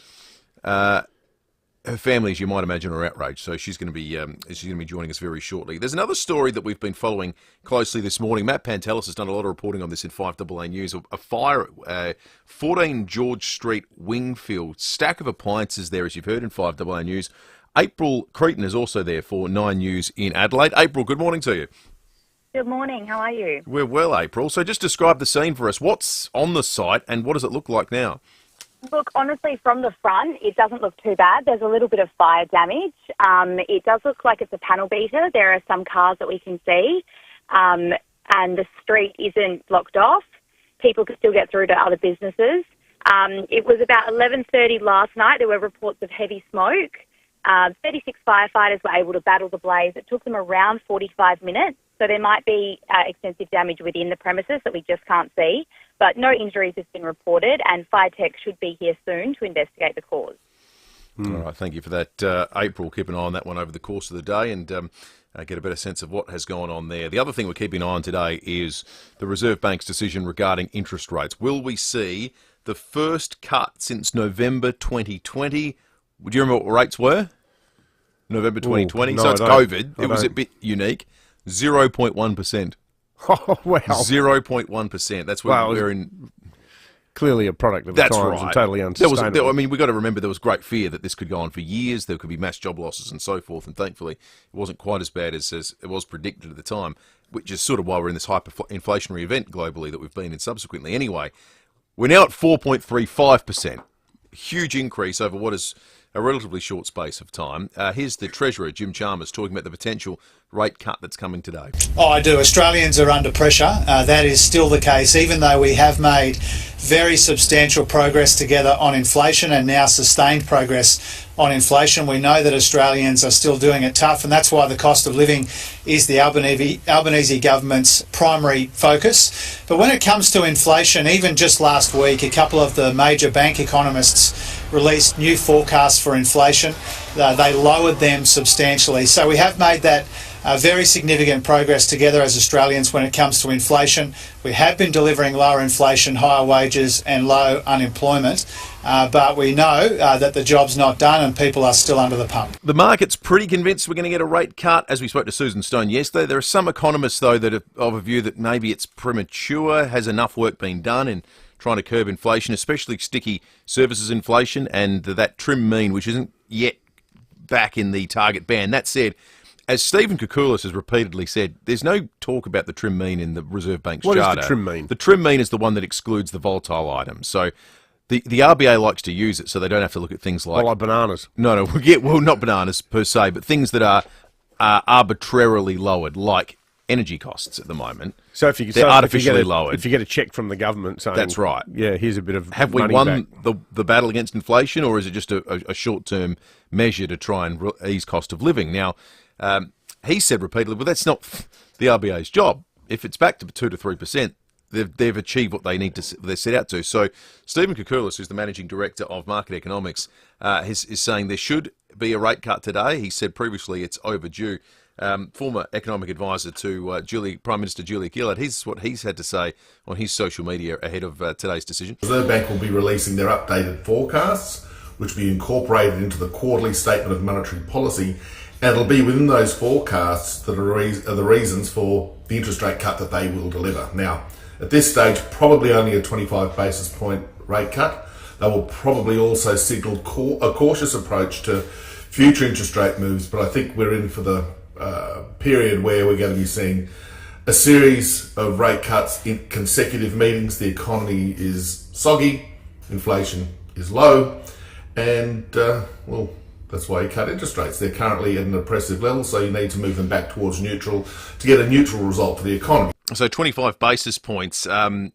If you imagine someone on a variable mortgage rate of 6.33%, 25 years remaining on their $600,000 loan, that would be about $92 a month you'd save as a result of a 25 basis point cut today. CanStar put out these numbers in the last couple of days. It was a $750,000 mortgage under the same conditions. You'd save about $115 per month. A $1 million loan would be about $154 lower on the monthly repayments. It's amazing how much it's changed in such a short space of time. Like, it's barely a decade since I bought our place in Wayville, and if I was buying a house today, I wouldn't be buying it in Wayville. Like, the actual upfront cost. Like, houses there used to be well under $1 million. Like, if it was $1 million house, you'd go, oh, geez. Yeah. That's a bit crazy. Now, you're lucky. Like, you see 2-bedroom masonette type places that are almost $1 million. Mm-hmm. You know, like half a house. It's just ridiculous. And it does make you think, and I know older people go, oh, you know, you should have seen what it was like in the 80s. There's no denying that the recession we had to have was brutal, forced a lot of businesses to the wall. A lot of people lost their homes because they couldn't keep up with it. But what's happening now is that because of the price and because of the percentage of your mortgage as part of your salary and the length of time it's going to take to pay back these loans, I just don't know how young people are going to do it. The only way you're going to do it is if you inherit. Yeah, it's fast approaching that way. Like, it's going to become like Sydney, where, you know, you just cannot get between, particularly if you've got a HEX debt as well. Like, the idea of coming up with a deposit within a year or two is unfeasible. It's just crazy. Yeah, we're fast approaching a time when home ownership will be not something that everyone can aspire to. Yeah. Which that used to be the Australian dream, didn't it? Yeah, yeah. This story is intriguing from a number of perspectives, but one is the human being's capacity to be outraged about stories involving violence against animals. I see this on, reading replies on stories online, on 7, on 5AA. If it involves an animal, it's sort of people dire up their anger about 10 times compared to humans, which I always find really intriguing. This is really disturbing, though. It came out from SAPOL yesterday. Someone attempted to light a police car on fire with PD Gus in the back. So the dog handling were out on patrol just before 10:30 p.m. on Sunday. They were at Sussex Court at Oakton. There'd been a disturbance, so they did what they do. They went out with the dogs. PD Jax was there too, but the handler went out with Jax to investigate what was going on, left Gus at the car. Some shady character went to the car and tried to light it on fire. Unbelievable. Thankfully, it was minimal damage done in the end, and Gus is okay, which is good news as well. But pretty ugly, disgusting sort of behaviour. Have they caught the person who did it? No, they haven't. It's an unknown suspect. Yeah. Yeah, I actually was looking at the reaction to that story yesterday too, and you're right. It's like historically, things like live animal exports, that became overnight, straight away after those Four Corners documentaries, which are excellent, about the live animal exports. Not to be silly about it, but we repeatedly report on stories here and elsewhere about arson attacks on homes that have people in them. And people care way less than they do about... No, your eyes glaze over. Yeah. House of Light and, Elizabeth North, people go... There's something innate in human beings about animals that... seem unique as a species we are, I think. It's kind of good. Yeah. There's a sort of empathy to it. Doesn't exist in the animal world. No, it certainly doesn't. It certainly doesn't. Have you ever seen that movie Grizzly Man by Werner Herzog? No, but I know it's one of your favourites. Oh, it's brilliant. The idea that this man can make friends with the bears. Yeah, the bears. No one asked the which bears, he though, successfully did for a while. Can I play you a bit of audio that I'm sure will be your favourite thing you hear today out of the NRL? Yes. Oh, I know what you're going to play now. Featuring Peter V'landys. Have a listen. Mr. President, we want to introduce you to the toughest game on earth, rugby league, in the world's sport and entertainment capital, Las Vegas. We know you love physical, tough contact sports. There's no sport more brutal than rugby league. Our players don't wear pads or helmets. As you know, Mr. President, the US has a trade surplus with Australia, one of the rare countries. You attending will balance this out a bit. Hope to see you at Allegiant Stadium in Las Vegas on Saturday, March 1. Thank you, Mr. President. Well, he was at the Super Bowl last Monday. He was at Daytona yesterday. Who knows? He loves his sport, Donald Trump. And I got to say, if you actually distilled what the city of Sydney is like down into human form, I think Peter V'landys is what you'd spit out the other end. He's as flash as a rat with a gold tooth, that bloke. And I say that as a compliment. He's so, because he used to run horse racing. In Sydney, and then moved over to the NRL. But the whole Vegas idea, especially considering the behavioural problems that have plagued league over the years, I love the idea, because the AFL's so buttoned down and I was going to ask you this. and preachy. The NRL don't go in for any of that You live crap. both in the north and the south of this country, and the NRL and the AFL have always been products of the biggest city that they call home, Sydney and Melbourne, to varying degrees. Have they ever felt more different than they do right here and now, where we live in a world where everything is politics? Yeah. And they feel like there's no way known the AFL's putting out a video asking Donald Trump to come to an event. Oh, I know. Yeah. They feel like, it suddenly feels like there's this huge cultural divide. Yeah, completely. It's centred on Sydney and Melbourne in a way that we've never really had in Australia before. But I reckon that's part of the genius of the way V'landys runs the NRL, is he thinks, we are what we are. This has historically been a sort of working class, househo sport for blokes to go out there and sort of smash into each other and then have 10, pints of twoies afterwards. Let's not pretend that we're here to talk about global warming or, any of the other sort of stuff that the AFL sort of sticks its oar into. it's, I think it's been a great promotion for league, not so much overseas. I don't think it's about to become, top 5 sports in the United States. But for the people who love the game here, it's just cool fun. Yeah. All right, we're going to check traffic. They regard it as an escape that should not sound like it's up itself, which is a nice way of looking at a sport, I reckon. Andrew on the Police Home Care text line asks if there's an interest rate drop today, do you think Albo will call the election? We're going to put that question to Phil Curry after 7:30, Andrew, so stay listening because he'll know more about the answer to that than anyone you're going to hear today. Phil Curry a little bit later. Traffic first.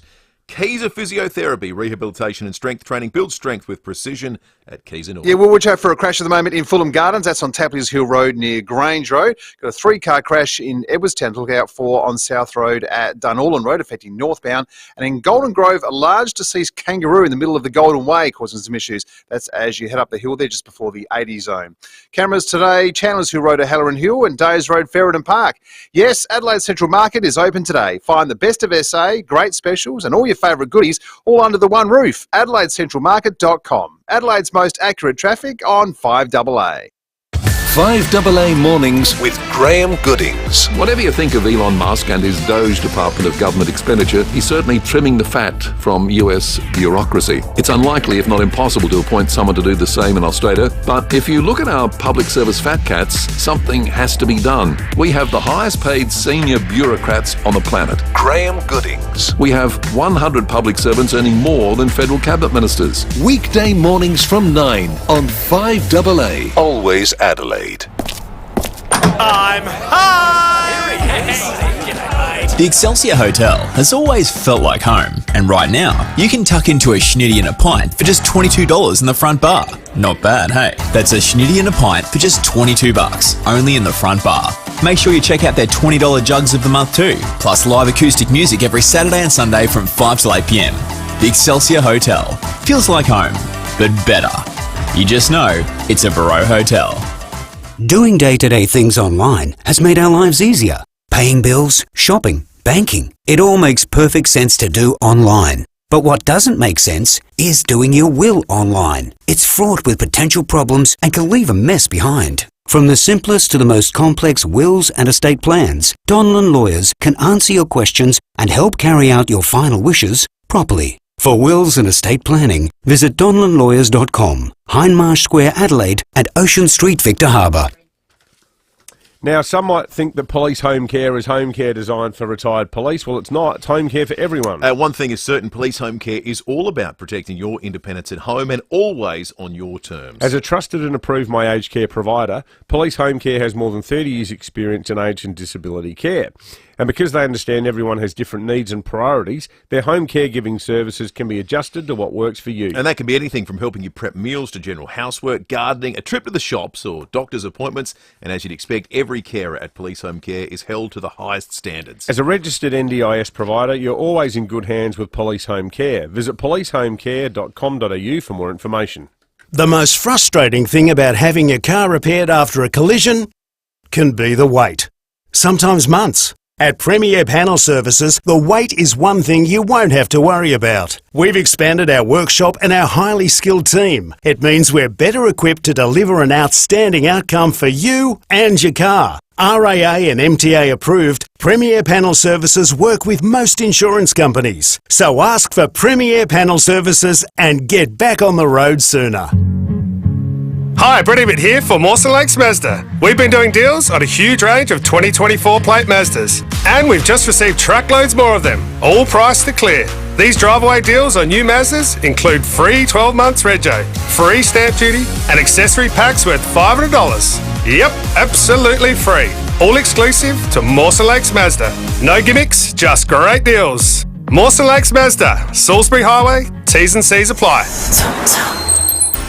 Rosanna Mangiarelli here from 7 News. Join me and Will Goodings for Adelaide's leading news hour, 7 News, tonight at 6 o'clock. Hyundai's Keys to Summer event is here. Unlock offers across a wide range of Hyundai models. T's and C's apply. David Penberthy and Will Goodings, 5AA Breakfast. 25 minutes after 7. I like doing this. The Adelaide Fringe is back for 2025, and we've got your chance to check out some of Gluttony's hottest shows. So give us a call now if you watched 9 News last night. Now, what you need to do is you need to have the daily feature show, and that's for your chance to win tickets for you and 3 friends, plus a $100 food and beverage voucher. How about that? At Gluttony. So hop to it. Oh, and it's all thanks, I should say, who's responsible for all of this. You always got to read that bottom line. All of this excellence. That's why they've put fluoro pen over it. It's all thanks to 5AA, 9 News and Gluttony in Rymel Park, home of the biggest shows this Fringe. Tickets from gluttony.net.au. I always find they get really irritated in the sales department if you don't read the fluoro pen bit. Yeah. That's one way to... That's what's known as the sponsors. Yeah, that really upsets people. 82230055, the number. Some good text coming through on the Police Home Care text line. We'll get to those in a second. First, though, let's check in with Jade Robran, who's out on the road reporting on us this morning. Morning to you, Jade.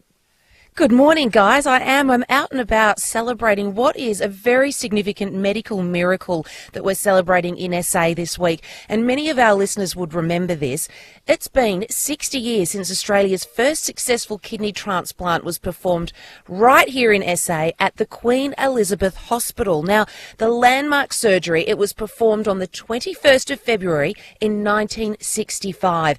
It involved a father-in-law. He donated his kidney to his son-in-law, giving him the absolute gift of life. Now, at the time, 33-year-old Peter Trimaco, he was suffering from an immune kidney disease, which led to his 2 diseased kidneys. They had to be removed. Now, the kidney, it lasted an incredible 11 years, so it was a huge success and obviously gave that family an extra 11 valuable years together. But despite human-to-human kidney transplants never ever being performed in Australia before, the idea of doing it was raised by the family internally. A few of them put their hands up. They wanted to volunteer to be donors, but a lot of them, they weren't a good match.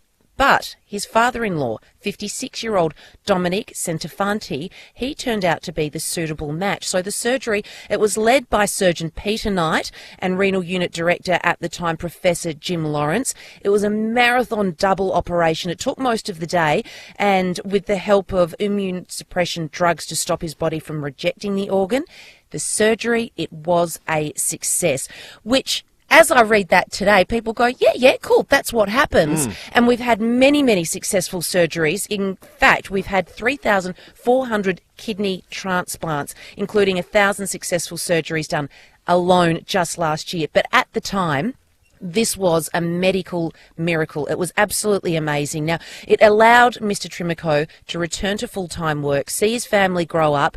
Unfortunately, his kidney did fail around 11 years later, and he recommenced dialysis, but he was able to share those 11 years. Now, an afternoon tea with his family and past and present health staff is going to be held on Saturday, the 22nd of February, so in a few days' time, to mark this historic milestone. The event is also going to celebrate the incredible impact that the RA transplant surgeon, Dr. Christine Russell, has had on our amazing state here. She's actually going to retire at the end of the month after performing more than 1,000 kidney transplants. Wow. So huge celebrations and milestones here in South Australia, and I'm sure many of our listeners would remember this day 60 years ago. It's incredible, isn't it? It's remarkable. How much has the world changed in what is the blink of an eye in the sweep of history? That's 2 generations ago. I love that story. What will we be able to do in 2 generations from now? It's kind of exciting boggles. and positive. Yeah, completely. It was done in total secrecy. They took the patients up the sort of the back staircase. They didn't go through the front doors and admit them as normal patients. The whole thing was shrouded in this. Wow. They didn't want people to know that it was going on, and it's a great story in medical advancement in history here in South Australia. Now we have Mia from Seaford Rise on the line. Mia, do you have the feature show from Channel 9 News last night? Primal. Primal, of course it's Primal. Well done, Mia.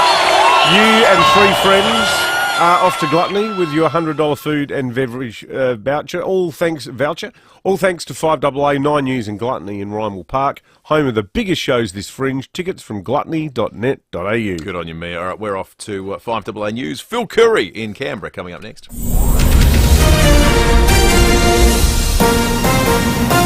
This is 5AA News. Always Adelaide. Sunny 28 today with the 7:30 news. I'm Matthew Pantelis. For the best price, quality and same-day service, trust Complete Windscreens. RAA approved, Main North Road, Prospect. Improving economic conditions could see the Reserve Bank slash rates for the first time in 4 years. The board widely expected to lower the official cash rate by 0.25% when it meets today. Senior Government Minister Amanda Rishworth telling Today Labor has been doing its best to ensure that can happen. Our government has done everything we can to put downward pressure on inflation, of course, ensure that wages are rising and that we have low unemployment. This has been a really important focus, at the same time giving cost of living relief. So our focus has been on the economy.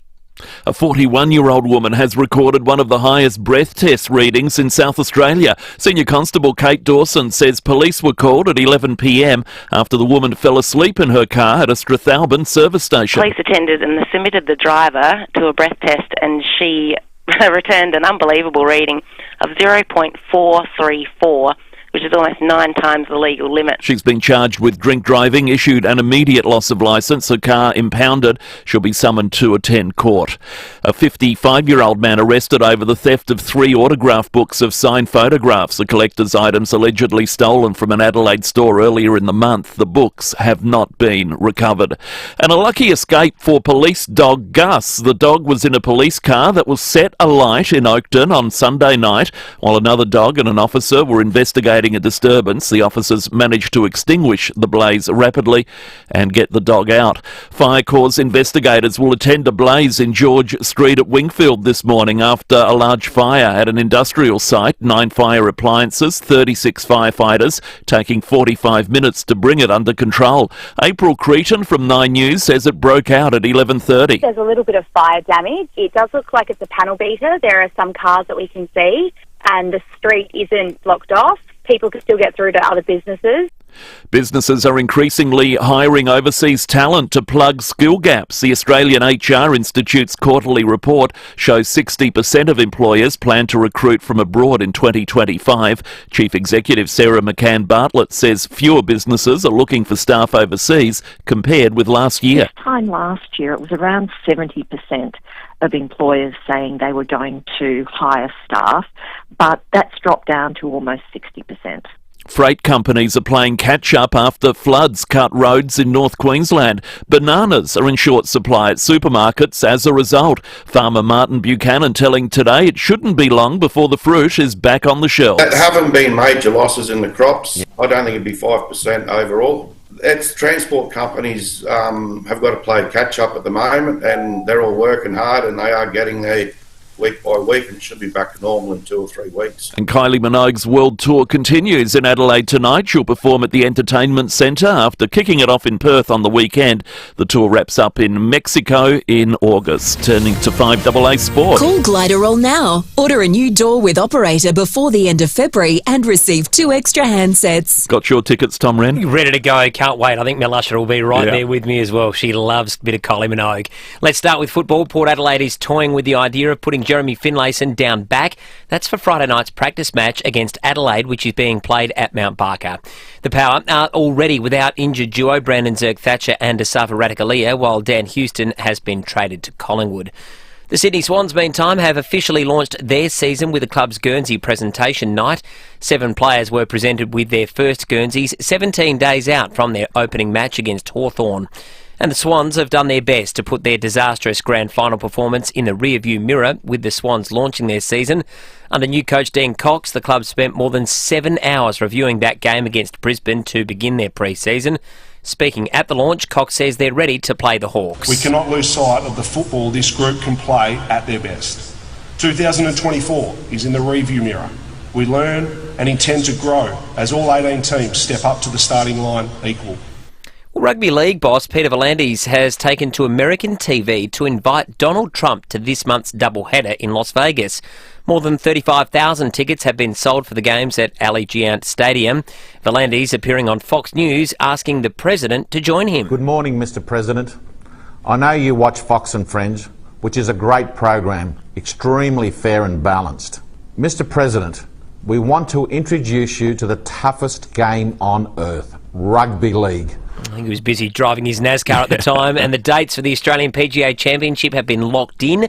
The tournament will be held at Royal Queensland from the 27th of November. Matty, that is the 5AA Sport. Thank you, Tom. Checking the roads around Adelaide now. Thinking about selling your commercial property? Need advice? Talk to the experts at RWC Adelaide. Visit rwcadelaide.com. Hey, good morning. Look out for a few crashes this morning. One in the city, Grenfell Street near King William Street. Got one in Edwardstown on South Road near Dunallen Road, affecting city-bound traffic there. And in Fulham Gardens, got one on Tapley's Hill Road near Grange Road. And in Golden Grove, look out for a rather large deceased kangaroo, sadly, in the middle of the Golden Way as you head up the hill just before the Addy Zone, causing some issues there. Snooze members save up to 40% off RRP at Snooze, including up to 40% off mattresses and up to 40% off bed frames. Hurry, the Snooze member event ends Sunday. Adelaide's most accurate traffic on 5AA. 5AA's forecast. The heat is on. Keep cool with a cool summer aircon service from Automasters. The sun is out again, 28 today, 26 tomorrow, 29 on Thursday, warm on Friday, 35. Right now it's 17. 5AA, always Adelaide. Fluorio Milk Company will always put SA first, and you can too. When you reach for milk, reach for Fluorio Milk Company products and support our dairy farmers and their families. We guarantee that all our milk is 100% South Australian and it's always fresh. We have over 24 refrigerated trucks shipping Fluorio milk to cafes, restaurants and supermarkets all over SA. Look for the local in your supermarket. Fluorio Milk Company. We're for SA dairy farmers. G'day South Australians, Jackie Lambie here. Rex Patrick is an absolute powerhouse. South Australia, you need Rex back in the Senate. The nation needs Rex. Vote to put Rex Patrick back in the Senate. Authorised by Jackie Lambie, Hobart, Tasmania. Do you ever wish you could give more to cancer research? Well, today's the day to do it because the SA's annual Cancer Research Giving Day is underway thanks to the Cancer Council. It started at 7 o'clock this morning, goes till 7 tonight. Every donation doubled, all thanks to the generous match-giving donors. 37 minutes in, make sure you support them. Cancer Council SA funds the best and brightest cancer researchers through their research program. We're just talking about kidney transplants and the great steps that were being made. Well, this is how it all happens, isn't it? That's you right. donate money and they can do the research, and it doesn't happen without donations from thoughtful people like you. That's because research saves lives, so by donating today, you'll help fund life-saving cancer research right here in SA, supporting South Aussies impacted by cancer. Double the donation means double the impact, so double down on cancer research by donating today. Head to cancersa.org.au to register and see how your generosity can help. T's and C's apply. Summer's here. Time to get your new Walco pool blanket. Made from quality materials, a Walco pool blanket will keep your pool clean, warm and reduce evaporation. Uncover the savings now. Visit walco.com.au. G'day everyone, Cornsey here. Now I know a great team and I see one, and the South Australian hydraulic team I rate the highest is BL Shipway. The Shipway team are the best in the business. They've been looking after your hydraulic and pneumatic needs since 1953 with brands like Ryco, Rexroth, Enerpac, Hydac, Oilpath, EasyFit and many more. If you can't get to them, they'll send a Ryco 24/7 van to you anytime, anywhere. blshipway.com.au, a South Australian team you can count on. It's Edward here from Edwardstown Mazda. Thanks, Edward. I've got this. And it's big news. How big? Really big. Edwardstown Mazda have extended their sale with huge Mazda factory bonuses across a wide range of Mazdas. Plus, get a $2,000 trade-in bonus on top of your trade-in price. Only available at Edwardstown Mazda. Wow. I know, right? Wow. Play the jingle sing. It's gotta be Edwardstown Mazda. T's and C's apply. Hyundai's Keys to Summer event is here. Unlock offers across a wide range of Hyundai models. T's and C's apply. David Penberthy and Will Goodings, 5AA Breakfast. 21 minutes to 8, Phil Curry in a moment from the Fin Review in the nation's capital. Big day today, RBA. We'll talk about the prospect of an election being called as well. A jury trial coming up next, and then after 8 o'clock. You've heard us talking about it all week. The big day today for the Cancer Council here in South Australia with their huge donation day where everything gets doubled, trying to raise as much money as possible. We'll talk about some of the wonderful work they are going to do and where that money will go after 8 o'clock today. Let's head to Canberra now. Phil Curry joins us. What do you, Phil? Morning, fellas. Hey, Phil, it feels like the rumour mill's working overtime Who'd have thought? in Canberra, isn't it? Yeah, like because his elbow's still there. Is he still hanging around? And is that because there was speculation even over the weekend that he might have just snuck off to Yarralumla at some point. Oh, no, they were never going to do that. Not before today. Today's the big day with the interest rate decision by the Reserve Bank. So I reckon he's probably got a couple of dates in mind for the election, and he'll wait to see what the bank does today, and then I reckon they'll settle, whether they're going to go right to the end till May and do another budget first, or they'll bring it forward and go in April, and I think they'll make their mind up this arvo. Yeah. We were talking on air about probably 4 months ago now, and asked our listeners to help us out. If you had to design, it's quite easy for Labor to think, okay, what's its negative ad? And it's Dutton, bad guy, exactly. Yeah. But what's Labor's positive ad? That's a harder question, I reckon, for people to answer. How much is what happens today going to provide them with an opportunity to get a positive message out? Well, they've got to be a little bit careful. I mean, they have done a lot. They point to their record, childcare and free TAFE and cheaper medicines and all that sort of stuff. The PM rattles it off every time he opens his mouth. You've got to be a bit careful, though, because it always sounds like you're just reading a list and voters just, turn off. Look, today, it will be, if the bank cuts rates today, and it was interesting yesterday because Jim Chalmers was very cautious to say, look, if they do cut rates, that's not mission accomplished on the cost of living, not by a long shot, because, obviously not everything's going to come down in price just on the back of that. If you own a mortgage, if you've got a mortgage, and that's about 30% of people, then, you're going to welcome, a bit of relief. Will be one rate cut after 13 increases. So, they're cautious, they're very sort of careful, I guess, not to sort of say, it's a mission accomplished, we're all happy now. Your insurance costs are still through the roof, stuff's still expensive at the supermarket, your power bills are still high, and Dutton was making the same point, we're not going to let them off the hook. So I guess what the government is relying on today is a change in sentiment that if the bank cuts rates, it'll sort of signal we're over it now, that's the worst is over, and it all should start getting better from here.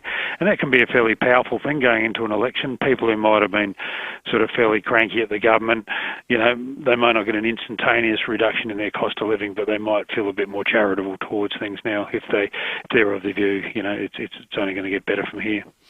Hey, Phil, have you heard the Prime Minister mention at all the wireless steelworks here in South Australia? Don't think so. The reason I ask, I just looked at your Fin Review ticker this morning. He's talking about the Sydney rail strike. You got that excellent ticker about, and he's talking about that. It would seem we're on the cusp of potentially something pretty disastrous for Australia's sovereign steelmaking capacity here, and we've had the Premier in South Australia repeatedly saying, this is of national importance, not just the state. And I just wondered if I'd missed any comments he'd made. Look, he may have.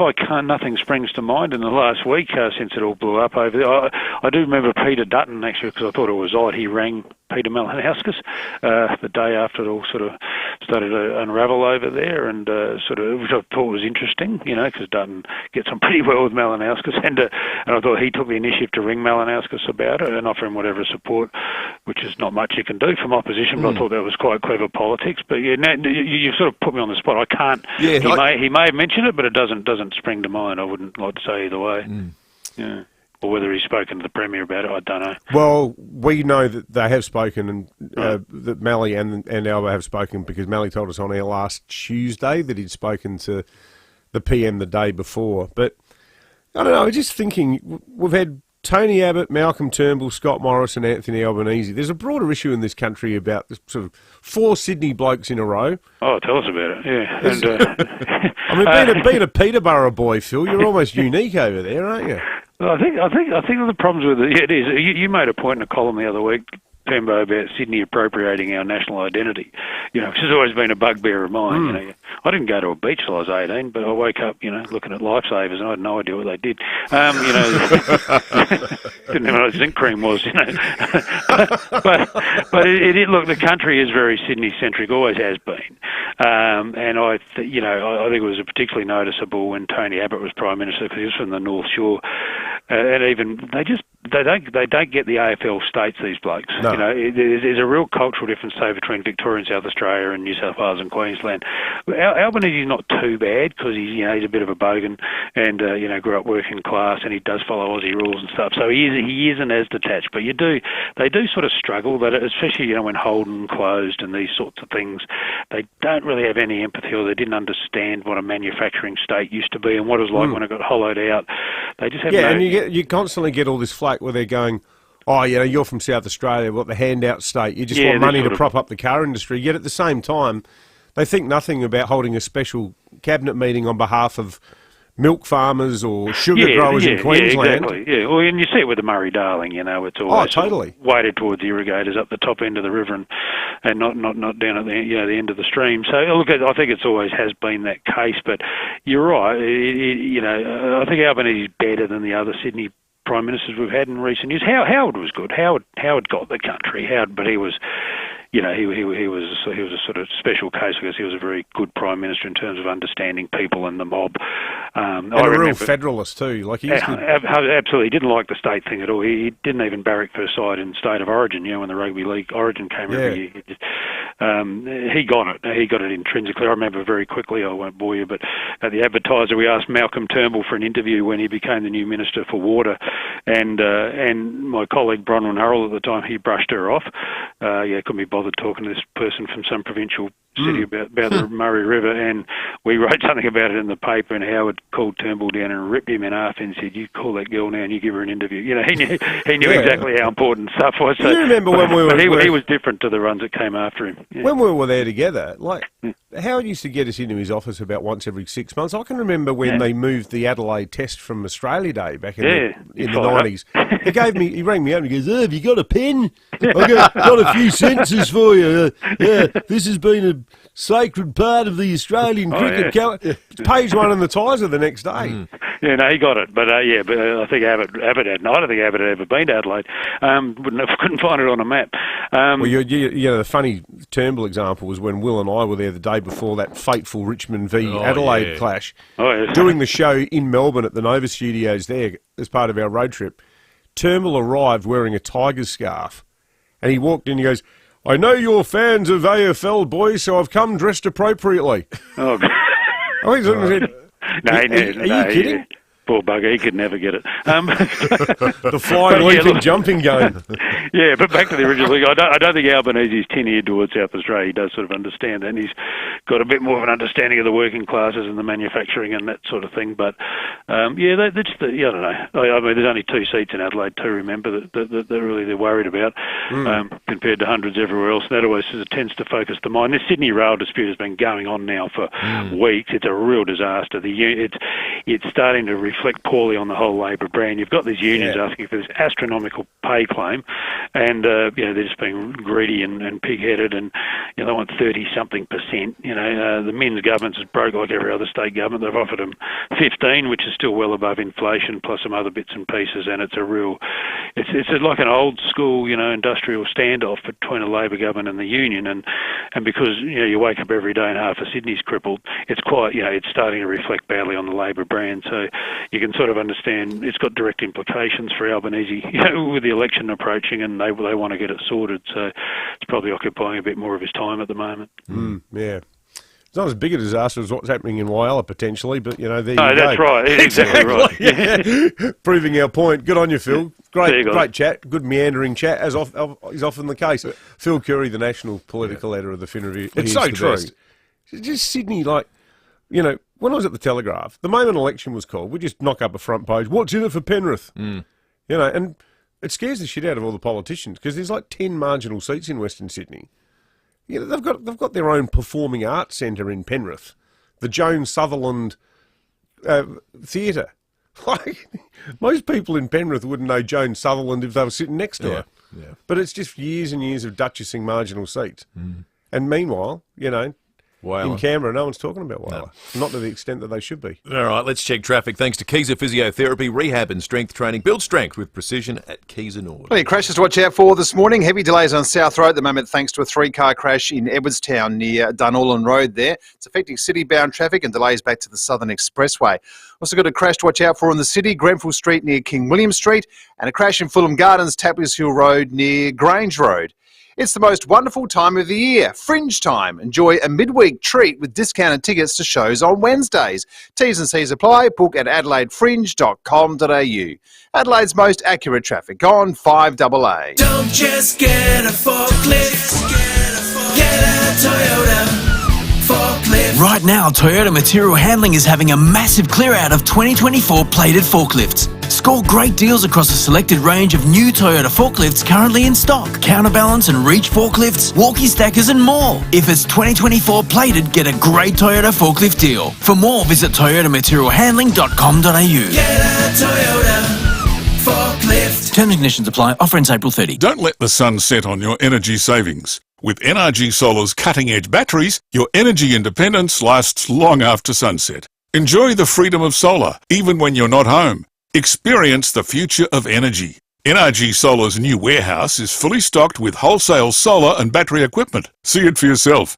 NRG Solar, 1275 South Road, St Mary's, or call 1300 858 160 to explore a brighter, more sustainable tomorrow. If you need to fix your pipes, call Precise. Call Precise. If your toilet's blocking up, call Precise. Call Precise. If your lights aren't turning on, or your hot water is gone, or a plumber or an electrician, call Precise. Precise. Precise Plumbing and Electrical. Call 1300 700 200. That's 1300 700 200. Precise Plumbing and Electrical. We're helping life flow. Or a plumber or an electrician, call Precise. Call Precise. Make your next business or social event unforgettable at the newly upgraded Spheris. Have your next meeting, private or corporate functions in one of 5 unique spaces, featuring natural light, parkland views and in-house AV for a seamless experience. Choose from the chic Paradiso Bar, modern studio or grand marquee and starlight rooms, whether for 30 or 350 guests. We tailor every detail to your needs and budget. And enjoy complimentary parking and luxury spa accommodation. Find out more at spheris.com.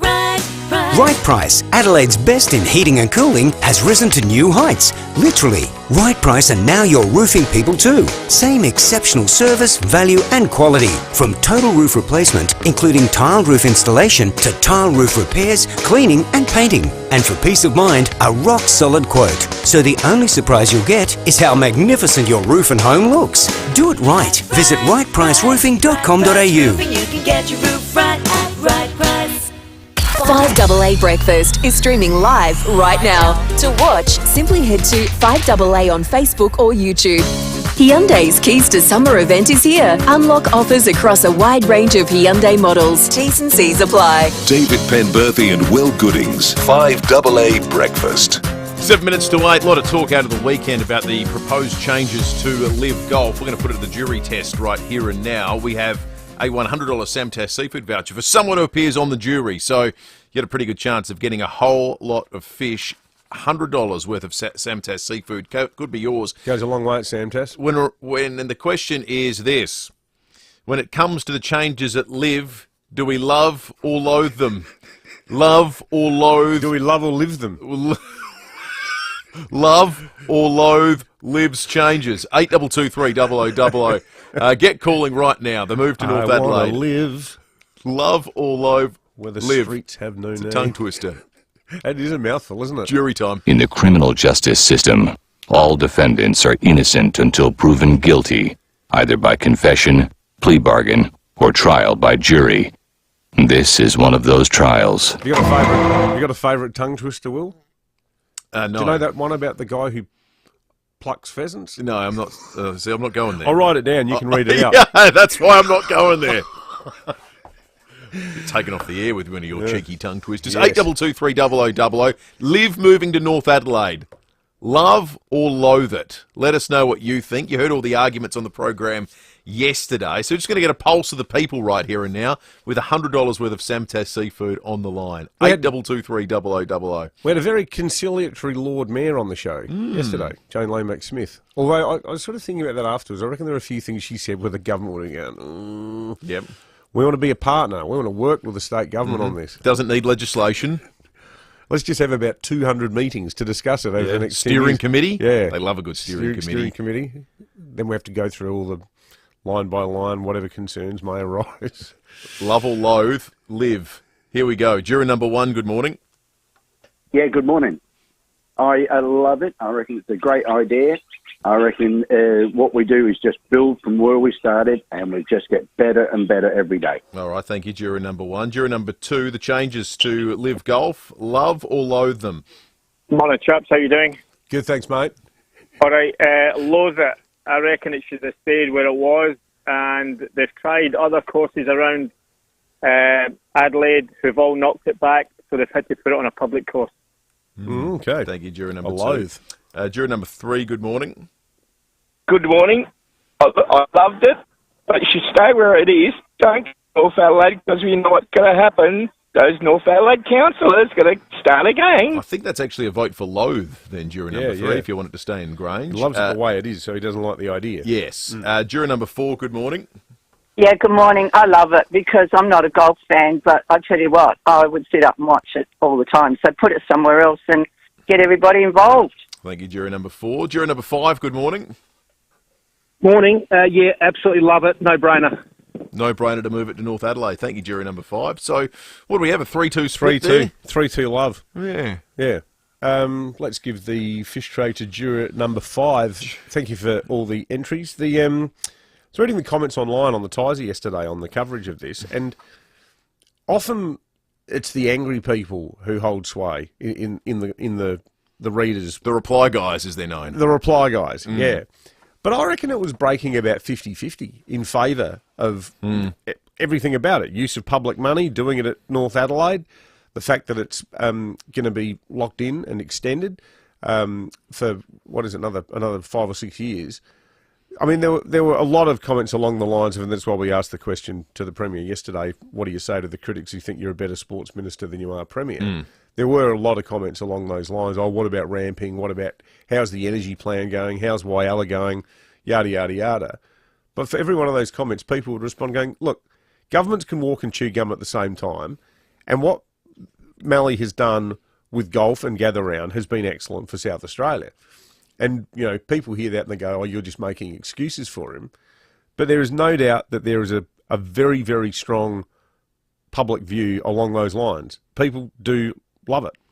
And, you know, this is where, you know, it's quite a unique thing, and it still puzzles me that 3 years in, and I know he's playing a home game down there at Grange because they're all the people who are utterly in love with Liv. But the fact that any politician can stand up at a sporting event and get a standing ovation, like, can you imagine Albo stand up at round 1, Adelaide St Kilda, oh, hi, I'm here. I think his people would try and make sure that doesn't happen. Yeah. Like, I think there'd be, with Mally, I think his people want him to stand in front of crowds of people at sport because they know that the alternative is going to be true. I guess the thing is, I mean, it's a good event to stand up at because if he wasn't the Premier, the event wouldn't be there. Yeah, exactly right. So everyone has got their tickets. Exactly right. And it's just, 8 cans of Pirate Life as well. But like, lots of things can be true at once. You can laud the government for its role in attracting major events at the same time as you can be critical of their role in fulfilling a promise to fix ramping. You can be critical of public spending in some areas, but be happy when you have to broach the question: is the state in a better position to handle things like health issues when it has a thriving hospitality sector, when it has a thriving tourism sector? Like, does that help or distract? I think it only can help. But you don't have to. You don't have to be they're all bad and dumb, or they're all good and doing a wonderful job. Yeah. We can have a bit more of a nuanced conversation about what governments do and what they're good at and what they're bad at. Yeah, correct. Correct. All right. 5AA News is coming up. Someone here on the Dutton's text line, maybe we've got to keep an eye out for this in the future, David, in this brave new world. Jay says, I'm not sure that chat with the Lord Mayor was real. Jay says it was definitely out of character. I tend to believe it was an AI chatbot and not the Lord Mayor. It's a scary world we're about to The enter. same person who wrote the Gupta song. G'day, Alan Gray here. Talking mechanic to mechanic, one of the toughest parts of our job would have to be tracking down the most reliable four-wheel drive parts. At Terrain Tamer, we have Australia's largest range of four-wheel drive parts, all designed, engineered and tested to outperform the original. Hey, righto guys. Talk to one of Terrain Tamer's army of trained parts interpreters who all speak fluent four-wheel drive, or jump online and have over 60,000 parts at your fingertips, delivered anywhere in Australia. Go to terraintamer.com. Honda's huge stock clearance is on now. This is your chance to unlock great offers across the entire range at Formula Honda, Glen Osmond and Modbury. From free scheduled services to price reductions on selected build years. There's a Formula Honda offer for everyone. Don't wait. Hurry into Formula Honda at Glen Osmond Road, Glen Osmond or North East Road, Modbury to find your perfect Honda. Offer excludes additional maintenance work or items. See honda.com.au for terms and conditions. The news and information that matters. This is 5AA News. Always Adelaide. Sunny and 28 today with the 8 o'clock news. Good morning, I'm Matthew Pantelis. Chipped windscreen. RAA approved repairer Complete Windscreens repairs it from just $99. Find the big red koala. The Prime Minister will be hoping for an interest rate cut today to try and shore up his standing in the polls. Nine's Zach De Silva with more. Market analysts are widely tipping the Reserve Bank to cut interest rates by at least 0.25% later today. It would be the first rate reduction since 2020, cutting repayments on the average mortgage by around $100 a month. But the banks won't be obligated to pass on the change, and even if they do, the benefits won't flow through straight away. Regardless, the federal government will be hoping for some good news as voters punish Labor in the polls over the soaring cost of living. A drink driver's been caught almost 9 times over the legal limit in Strathalbyn last night. Police called to a service station on South Terrace at 11 p.m. with a report a woman was asleep at the wheel of a white Ford Escape with the engine still running. Police attended, submitting the driver to a breath test. She provided a reading of 0.434. Senior Constable Kate Dawson says the 41-year-old will face court. She was reported for drink driving, issued a 12-month immediate loss of licence and a car impounded for 28 days. I really think at that level, 0.434, you should almost be like in a coma. It's unbelievable. Yet, as I said, I've never heard of a rating so high. A cause of a large fire at Wingfield last night hasn't yet been determined. The blaze broke out at 11:30 and took firefighters 45 minutes to bring under control. April Cretan from 9 News is there and told David and Will the building, a car repair business, appears intact. 36 firefighters were able to battle the blaze. It took them around 45 minutes, so there might be extensive damage within the premises that we just can't see. But no injuries have been reported, and fire tech should be here soon to investigate the cause. At least 8 people have been injured when their plane crashed on a runway in Canada, coming to rest upside down. The Delta Airlines plane had flown into Toronto from Minneapolis, around 80 people on board. Emergency talks underway in Paris as European leaders reel for US President Donald Trump's diplomatic efforts to end the war in Ukraine. Nine's US correspondent Reid Butler. This is a show of unity from European leaders who are a little spooked by Donald Trump's version of diplomacy. They've got 2 key concerns. One, that Trump is giving too many concessions to Vladimir Putin, the Russian president, when it comes to thrashing out a peace deal in Ukraine, the country Russia invaded. The second concern, that Europe is being cut out of discussions about ending a war playing out in Europe. Leaders have gathered for this emergency meeting in Paris, among them UK Prime Minister Sir Keir Starmer, who says he's not ruling out putting UK troops on the ground in Ukraine to help maintain security. The meeting in Paris comes ahead of crucial talks in Saudi Arabia tomorrow between US and Russian officials. Ending the war in Ukraine will be top of the agenda, but there'll be no representative from Ukraine there. An unverified video, meantime, has emerged of Australian soldier Oscar Jenkins being held in Russian captivity. He appears weak and with a broken arm. And Pope Francis is battling a respiratory infection, the Vatican saying the 88-year-old, who's been sick for more than a week, will stay in hospital as long as necessary. Turning to 5AA Sport. Call Gliderol now. Order a new door with operator before the end of February and receive 2 extra handsets. Here's Tom Wren. Thank you, Matthew. Port Adelaide midfielder Willem Drew admits players will need to adjust their roles as the club deals with some issues down back. Defenders Brandon Zerk-Thatcher and Asava Radikalia are both injured. Drew telling Rowie and Timmy G others will need to step up in their absence. Probably got some of those medium defenders who might have to play tall. The Bergman and Burton can do that, and those sort of players. And then we've got sort of our aggressive high backs. We've probably got a number of them who have all been training well, and it's probably just going to be how that balance sort of works, I suppose. Drew himself has been battling a foot injury, but is expected to get some game time against the Crows in their practice match on Friday. Well, South Australia's cricketers will take on Tasmania in a Sheffield Shield clash starting this morning at Adelaide Oval. SA will welcome back captain Nathan McSweeney, while the Tigers will be without Matt Kuhneman, who's not fully recovered from a broken thumb despite playing the 2 test matches in Sri Lanka. Melbourne-born NBA superstar Kyrie Irving and Basketball Australia are reportedly in meaningful talks about playing for the Boomers at the 2028 LA Olympics.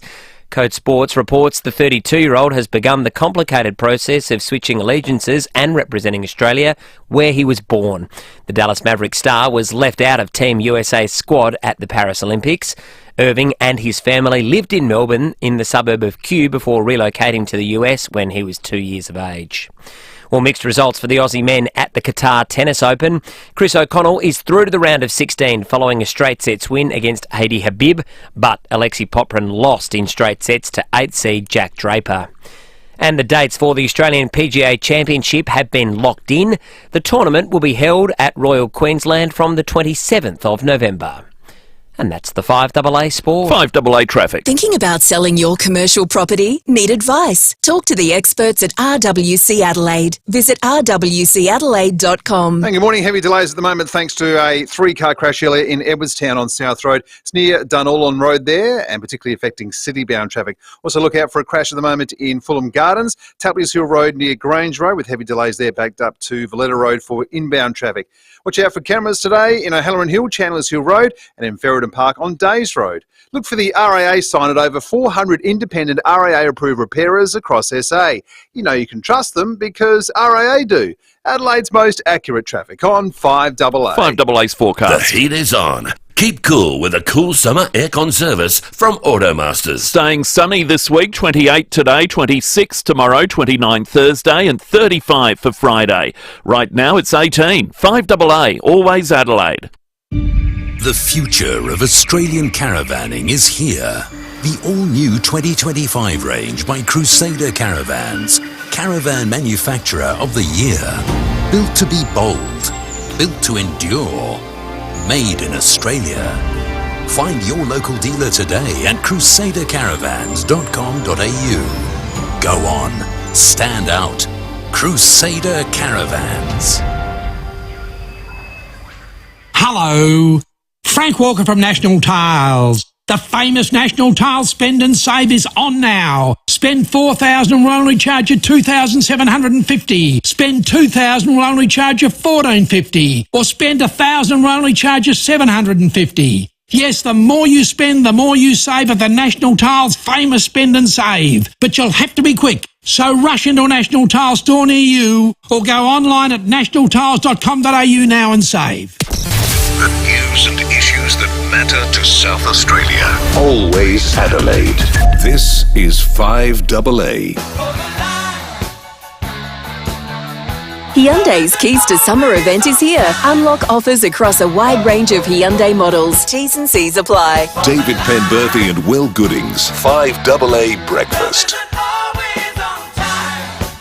8 minutes after 8, breaking 8 coming up in just a moment. We're going to talk about what is a big and important day for the Cancer Council today as well. We want everyone he's got a couple of spare dollars to send them the Cancer Council's way for Cancer Research Giving Day, which is today from 7 a.m. through till 7 p.m, where every dollar you donate will be doubled and will go a hell of a long way to combating something that will touch every single family listening. They're going to be in the studio very, very shortly. And then after 8:30, I think this is going to be really interesting. Eileen Cullerton's going to join us. Her sister's killer has been released on bail. Her family are outraged. And I think you asked a really interesting question about how we deal with the most shocking crimes and criminals, David, just after 6 this morning. When you ask, like, what is the line where someone becomes irredeemable and not released? And they do. And have we got that line in the right place at the moment? Because you hear this sort of civil libertarian malarkey where people go, oh, there's a danger that this person could become permanently institutionalised. And the response of most people there is, well, good. Yeah, great. I mean, if they've done something that barbaric, they should be permanently institutionalised. It's where they belong. Like, it's just a bizarre way of thinking. So we're going to get into those issues and more after 8:30 this morning. But for Breaking at 8, we return to Whyalla. And we do so unashamedly and proudly, because this is whatever people in the federal politics and the Sydney and Melbourne news media think, this is undoubtedly the biggest story in Australia right now. Well, if this tactic yesterday was an attempt on the part of Sanjeev Gupta to placate people and to reassure people with his now familiar refrain that he is soon going to be in a position to pay back his debts, it seems to have backfired pretty badly. We want to return to Whyalla to catch up again with the Mayor, Phil Stone, who's been doing a dogged job representing the interests of the community. But we're also going to be talking to one of the creditors who's lost a whole stack of money, about 3/4 of the revenue that his little business was generating through work done for the steelworks is now evaporated. But we'll kick off with Phil, the Mayor. Phil, good morning, and good to catch up with you again. Was there a bit of a sense of familiarity with the reassurance that Mr Gupta provided yesterday afternoon? Well, certainly, guys. If I listen to my community, if I listen to the creditors and all the businesses and people out there that are suffering, that their view is too little, too late. Certainly, I think you're right. I don't think it's been accepted well. As I said, if I listen to the people, they are saying too little, too late, despite the assurances that by middle of the year, believe they'll be back up and running. A lot of the creditors I've spoken to in the last 24 hours, they don't believe they're going to see any of their money that they've already waiting on. Certainly, I know everybody is looking for the government to intervene. I know the Premier was here yesterday again, speaking to more creditors, getting more information. I do not envy any government that may be considering having to intervene. One of their concerns always is that you have unintentional consequences, and I'm quite sure all the different scenarios they're looking at, they are taking that into account. But yes, every single creditor that I've spoken to, that's a handful since yesterday, and others, they're just saying, with the greatest respect to Mr Gupta and what they're trying to do, too little, too late, show us the money, we can't last out any longer. And just to be clear on that point, because we put this to the Premier when we spoke to him earlier in the week, Phil Stone, has a single creditor you've spoken to been made aware of any timeline when they can expect $1 to be returned to their pocket? I do believe some creditors have seen some payments made. In the last couple of days? Yes, whether it's the last couple of days, but recently, but still a lot less than they're totally owed. But yeah, all the comments I'm getting is that too little, too late, we need to move on, and they just want to look to the future to try to at least get back into business, get back into jobs, because there is this concern that as it keeps going on, there are more businesses going to go broke, more jobs lost, and that intervention is something they're looking for. One new angle that emerged yesterday, Mayor, that the Premier was talking about was the problems that are now being caused on the port with other businesses that aren't actually directly involved with GFG. I mean, that's sort of threatening the broader economic well-being of the entire city, is it not? Oh, it certainly would add to that quandrum. I certainly wasn't aware of that until yesterday. I know we've had some ships sitting out there, and there had been talk that some had been sitting there for quite a while. But that just seems to be adding to the issues that the problem is not going to go away and won't be solved within that 6 months. When I look at the sale of a coal mine, you cannot do that overnight. The suggestion that it might take 6 odd months, I will have questions going to GFG this week, basically asking, what does that announcement mean to the people and the business of FIVEAA? When will they be able to see more cash flowing as a result of that? While it is good to see that they're generating, $10 to $13 million regularly now with income, they're going to need a lot of that to be able to get back on deck. And I just have to keep repeating what I'm being told is too little, too late. They need to move on, and certainly looking for that government intervention. Thanks for that. Certainly the best way would always have been to see the existing owner trade out instead of having to worry about other issues. But if you start talking, as a lot of the community are, look, just put them into administration. As I said, there are always unintentional consequences from any of that action, and it's not also in its own right a quick fix overnight. Yeah, absolutely. Stay on the line there, because we're going to talk now to Chris Press. Now, Chris runs Marek Industrial Services, and they're the company that I mentioned before. They've lost about 70% of their industrial work due to job losses and business closures. Chris, how did you feel, and thanks for joining us, how did you feel when you heard these latest reassurances yesterday from Mr Gupta? It's just more of the same. Since he's taken over the Steelworks, he'll come out and make a statement, and then generally he reissues that statement down the track again. It's just more of the same, yeah. I've spoken to other creditors, Chris. One guy, his company is owed more than $1 million, and he was saying to me that he, in the past, with the sort of engineering work that they were doing for GFG, they'd send workers up to Whyalla on short-term contracts. They'd stay in local hotels.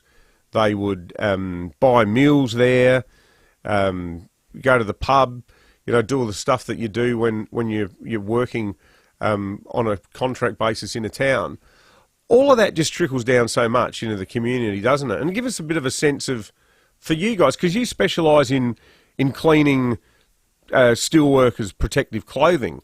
So has the fact that the steelworks has been so on again, off again, meant that work's largely dried up? Yeah, it's dried up out there to a fair degree with the disruptions they've had, and then the flow-on effect is businesses going under or cutting staff, and the contractors that are left, a lot of them just aren't getting the work anymore. That's been taken up internally by GFG. So when that work transfers over somewhere else, we just don't see it anymore. What's your bottom line, Chris? What would you like to see happen? Would it be GFG gone and a new operator in there and sort out the debts? It looks like the only way forward, and it's looked like that for a long time. Chris Press from Marek Industrial Services, and also Phil Stone, the Mayor of Whyalla City Council. Thank you both for joining us this morning. I wonder whether that war thing gives the state government more impetus to bite the bullet on this. But what's the plan B? I don't know. What was that conversation that was happening at the golf with the head of Bluescope?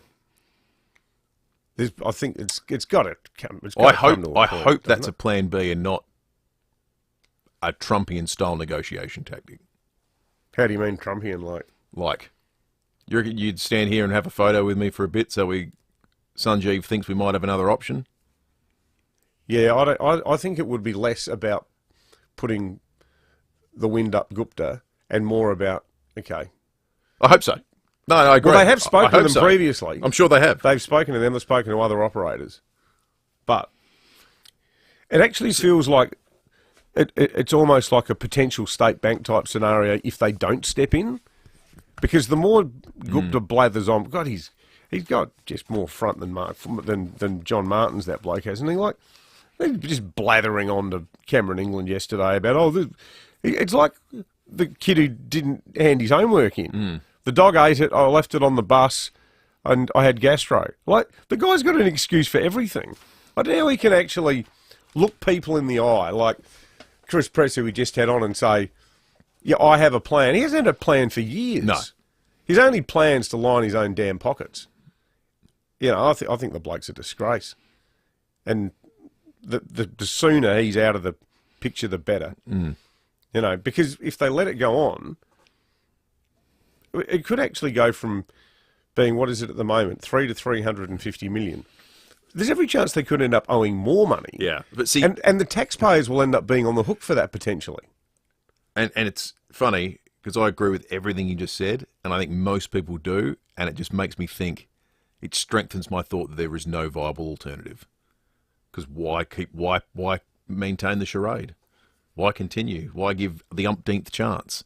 Unless you know this is the one chance for FIVEAA. This needs to work. But it's not working. I mean, these people aren't No, getting their money. I know. So why are we sticking with it? Well, yeah, that's a good point. And I guess what will come out in the fullness of time, either it was indecisive and too gentle and generous and soft, or there was no alternative. It's going to be one of those two things in terms of how we assess what the government's role in all this has been. But for every reason you just said, it makes me think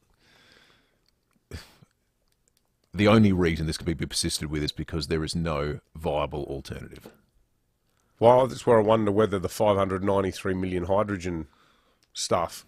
I actually suspect that the Malinowskis government might not be confirming yet that it will not go ahead with hydrogen, is that on the cusp of a federal election, with Chris Bowen, the Environment Minister, being a big champion of the increasingly airy-fairy looking concept of hydrogen power generation, it would be potentially an embarrassment for the feds on in terms of what the future renewable sector looks like.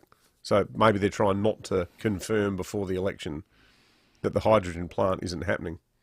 Well, I hope that's not the case. I hope the only priority for the state government is the people of FIVEAA and the people that haven't been paid. Well, I'd like to think it wasn't what was going on in Canberra. I don't know. It's just, I'm just trying to think, why haven't they done it yet? Yeah, I know. There are a lot of intriguing unanswered questions. This is intriguing. Who is it? His text has just disappeared. Peter on the Police Home Care text line says, just judging by the mob outside the railway station where their "Don't Risk Dutton" placards, looks like an election's on the cards. Anyone else seeing any evidence of where we're on the eve of an election in Adelaide this morning? Let us know, 8223 text us like Peter did. Are there people around with placards in the city at the moment? I haven't seen them yet, if there are, but Peter says there are. If you've seen any activity, let us know where it is. Maybe we'll get in the early beat on this. 0480081395. Vincent Tarzi was listening to Breaking at 8. He said that for their part, the opposition has called for the 50 million that the government has quarantined to be released for small business people and contractors who are waiting for payments. All right, let's check traffic thanks to Keys of Physiotherapy, Rehab and Strength Training. Build strength with precision at Keys in Norden. Yeah, we've still got heavy delays on South Road after that crash earlier in Edwardstown near Dunolan Road, affecting city-bound traffic in particular. A crash in Fulham Gardens, Tablers Hill Road near Grange Road. Heavy delays there for inbound traffic. And watch out for a breakdown on the freeway up track at the moment near the Mees Days ramp there. This Wednesday is the Anytime Fitness Day Zero sale. Sign up for $0 and get 4 weeks free at your local Anytime Fitness Club. T's and C's apply. Adelaide's most accurate traffic on 5AA. The 5AA Sports Show. Rowie and Timmy G. It was a massive weekend for South Australia. Live Adelaide rocked its socks off again. It was sensational stuff, and we've got the Premier on the line, Mr. Peter Malinowskis. Has it exceeded your expectations? Yeah, look, it has. That's the truth of it. And I can say that now more publicly. The 5AA Sports Show. I didn't want to pump it up too much, so they tried to drive up the price on it. Weekdays from 4 p.m. on 5AA. Always Adelaide. Gone are the days of bulky solar panels. NRG Solar is ushering in a new era of sleek, efficient solar technology. With just a few panels, harness the power of the sun like never before. The equation is simple. More efficiency, more savings. Join the revolution with NRG Solar. Discover simplicity at 1275 South Road St Mary's or online at nrgsolar.com.au. NRG Solar, for a brighter, more sustainable tomorrow. It all started with a pen and paper 35 years ago. Lots of ideas and a ton of innovation. Nothing's changed. Beechwood Homes is still building stunning bespoke homes right across South Australia. Under construction right now is another Beechwood Homes masterpiece at Blackwood Park. This new display home will showcase Beechwood's dedication to cutting-edge design, craftsmanship and innovation. If you can dream it, Beechwood Homes can build it. Life's good. It's even better in a Beechwood home. Rowie and I are at a local restaurant who have invested in the magnificently sleek and reliable Vulcan doors. Rowie, could you step outside for a moment, please? No, why is it always me outside? Thank you. Vulcan doors offer automatic pedestrian doors as well as highly secure industrial roller doors and shutters. Oi, Timmy! So keep out the heat as well as the pests that come with it.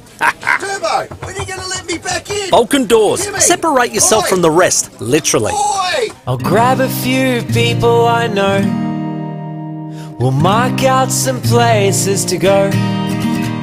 There's no invitation, just a destination, and that's the best freedom I know. Jump in the Jayco. Jump in the Jayco. Yeah, that's the best freedom I know. If your business needs finance fast, speak to Universal Finance right now. Universal Finance make business loans easy. Unsecured business loans and business overdrafts. Universal Finance can help your business now with same-day settlements in most cases. See Universal Finance in Kent Town or search Universal Finance. This is general advice only, and you should consider the terms and conditions before determining whether this advice is suitable for your situation. Rosanna Mangiarelli here from 7 News. Join me and Will Goodings for Adelaide's leading news hour, 7 News, tonight at 6 o'clock. Hyundai's Keys to Summer event is here. Unlock offers across a wide range of Hyundai models. T's and C's apply. David Penberthy and Will Goodings, 5AA Breakfast. 25 minutes after 8, as we've been saying right throughout the week, today is a big day for the Cancer Council here in South Australia. It's their Cancer Research Giving Day, where donations are being matched dollar for dollar. Huge day, an important mission on a disease that quite unfortunately will affect the family of everybody listening. It certainly affected the family of our next guest, Kirsty Gagliardi, and herself, who... in fact, we can start on a positive, though, Kirsty, because you've had some good news just recently. Yes, I have. Yesterday I received news that I was clear and all good to go, and so no doubt there'll be just regular checkups. But Brilliant. Yeah, great news. So the family, of course, is celebrating. Yeah. And Kerry Rowlands, good morning to you as well. Good morning. Great to have you in. Huge day. I just want to ask you, in the overarching question of cancer research and development, it certainly feels as a layperson like we're on the cusp of a really exciting era. There seems to be huge developments being made in so many areas, new technology, AI, all this stuff. It sounds like we're about to improve a lot of people's quality of life in the coming years. Does it feel like that to you, working in this space, or are we already in the era where great things are happening? Well, great things have been happening, and we've got amazing researchers here in South Australia. And over the last 30 years, we've seen a 20% increase in the people that survive cancer. So from a history perspective, amazing things have been achieved. But I agree, we are on the cusp of amazing things, and we just need to keep investing in cancer research so that we can have that next breakthrough. Well, it's funny, we were talking an hour or so ago about the first kidney transplant ever. It happened in South Australia in 1965. That's not that long ago. And you think about the hundreds and hundreds of kidney transplants that have happened since then. So who knows where science will be, not necessarily in 50 years' time, but in 10 years' time, which explains why it's so important that, you know, people dig deep on a day like today. Yeah, absolutely. And I'm in awe of the people that do this cancer research. They just come up with the most amazing ideas. They test them, they trial them, and then we save lives. And that's what Cancer Research Day is all about, is donating so that we can fund cancer research to save more lives. And you've seen this front and centre personally, Kirsty, of course. I have, yes. But your poor family too, all 4 of your siblings and your mum have suffered as well. Correct. What was it like having seen them go through their fights and then you going through yours? Well, thankfully my sisters have all survived their cervical cancer. My brother, who's the closest to me in age and closest, sorry girls, to me, but he sadly got diagnosed with a glioblastoma, and as we know, there's the guy that's in charge of melanoma that's had a breakthrough with that. He himself is suffering from that. So I was blessed to be able to look after him in his final days. It was just amazing. So we just embraced every day, had fun with it, laughed a lot, and then in a way it prepared me for my daughter. So I lost my brother in July of 2020 and my daughter was diagnosed in 2021, and given a 2.5-year lifespan, it only was sadly 8 months. So she got to spend, she'd only just had a baby too, so it was her first baby, so she got to spend, and we just, you know, even though the outlook was sad, I just wanted to create good things for her when she was feeling well, and take her son into the hospital each day, and she wasn't feeling up to eating, so I'd encourage her by dressing him in this little suit, and I said, oh look, we've come to take you out for lunch, and you know, and just sort of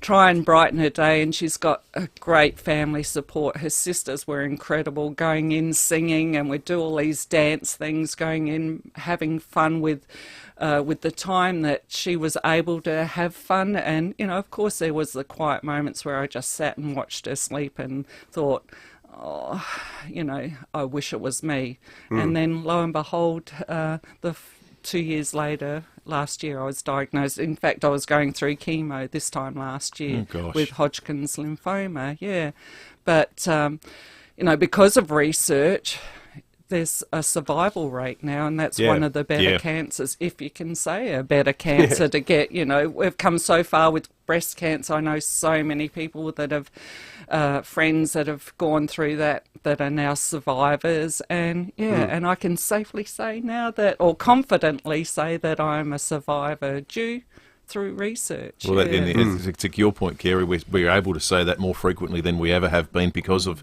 people giving, which is what we want them to do today to make the next 20 years even better than the last 20 years in terms of development. How do they do it? Our listeners that want to get involved, what can they do? So today you can jump online to cancersa.org.au. You can make a donation, and every donation that is made will be doubled to impact cancer research. We have some amazing match donors, being the SCS Group, Sue Chase Foundation and the Millicent Cancer Support Group, along with some other major donors. But the research is only possible if people jump online and make a donation, and we will invest that in cancer research. And cancer research is right here in South Australia to make that next cancer breakthrough. Yeah, which is just remarkable. Kerry and Kirsty, thank you so much for coming in. Thanks. All the best Thank for today. You for We're having us. an hour and a half in. Let's hope it's a very, very busy next 11 or so hours for you. Yes. Good on you. Thank you so much. Thank you.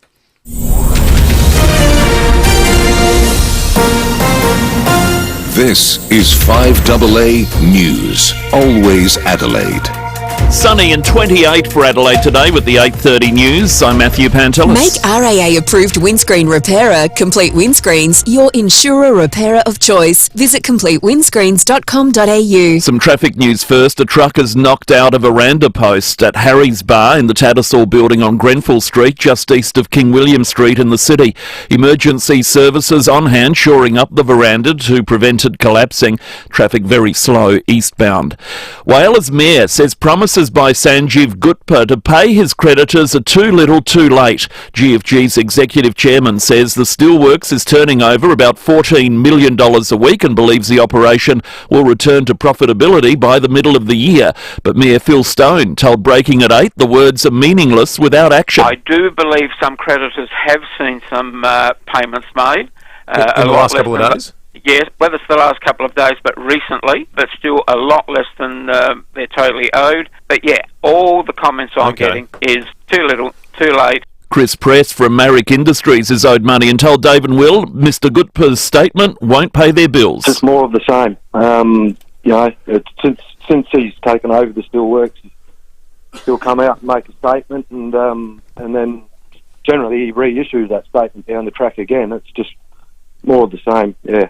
A 41-year-old Strathalbyn woman has lost her licence. Her car's been impounded. She has a court date after recording one of the highest breath tests in South Australia. Police were called to a servo in the Hills town at 11 p.m.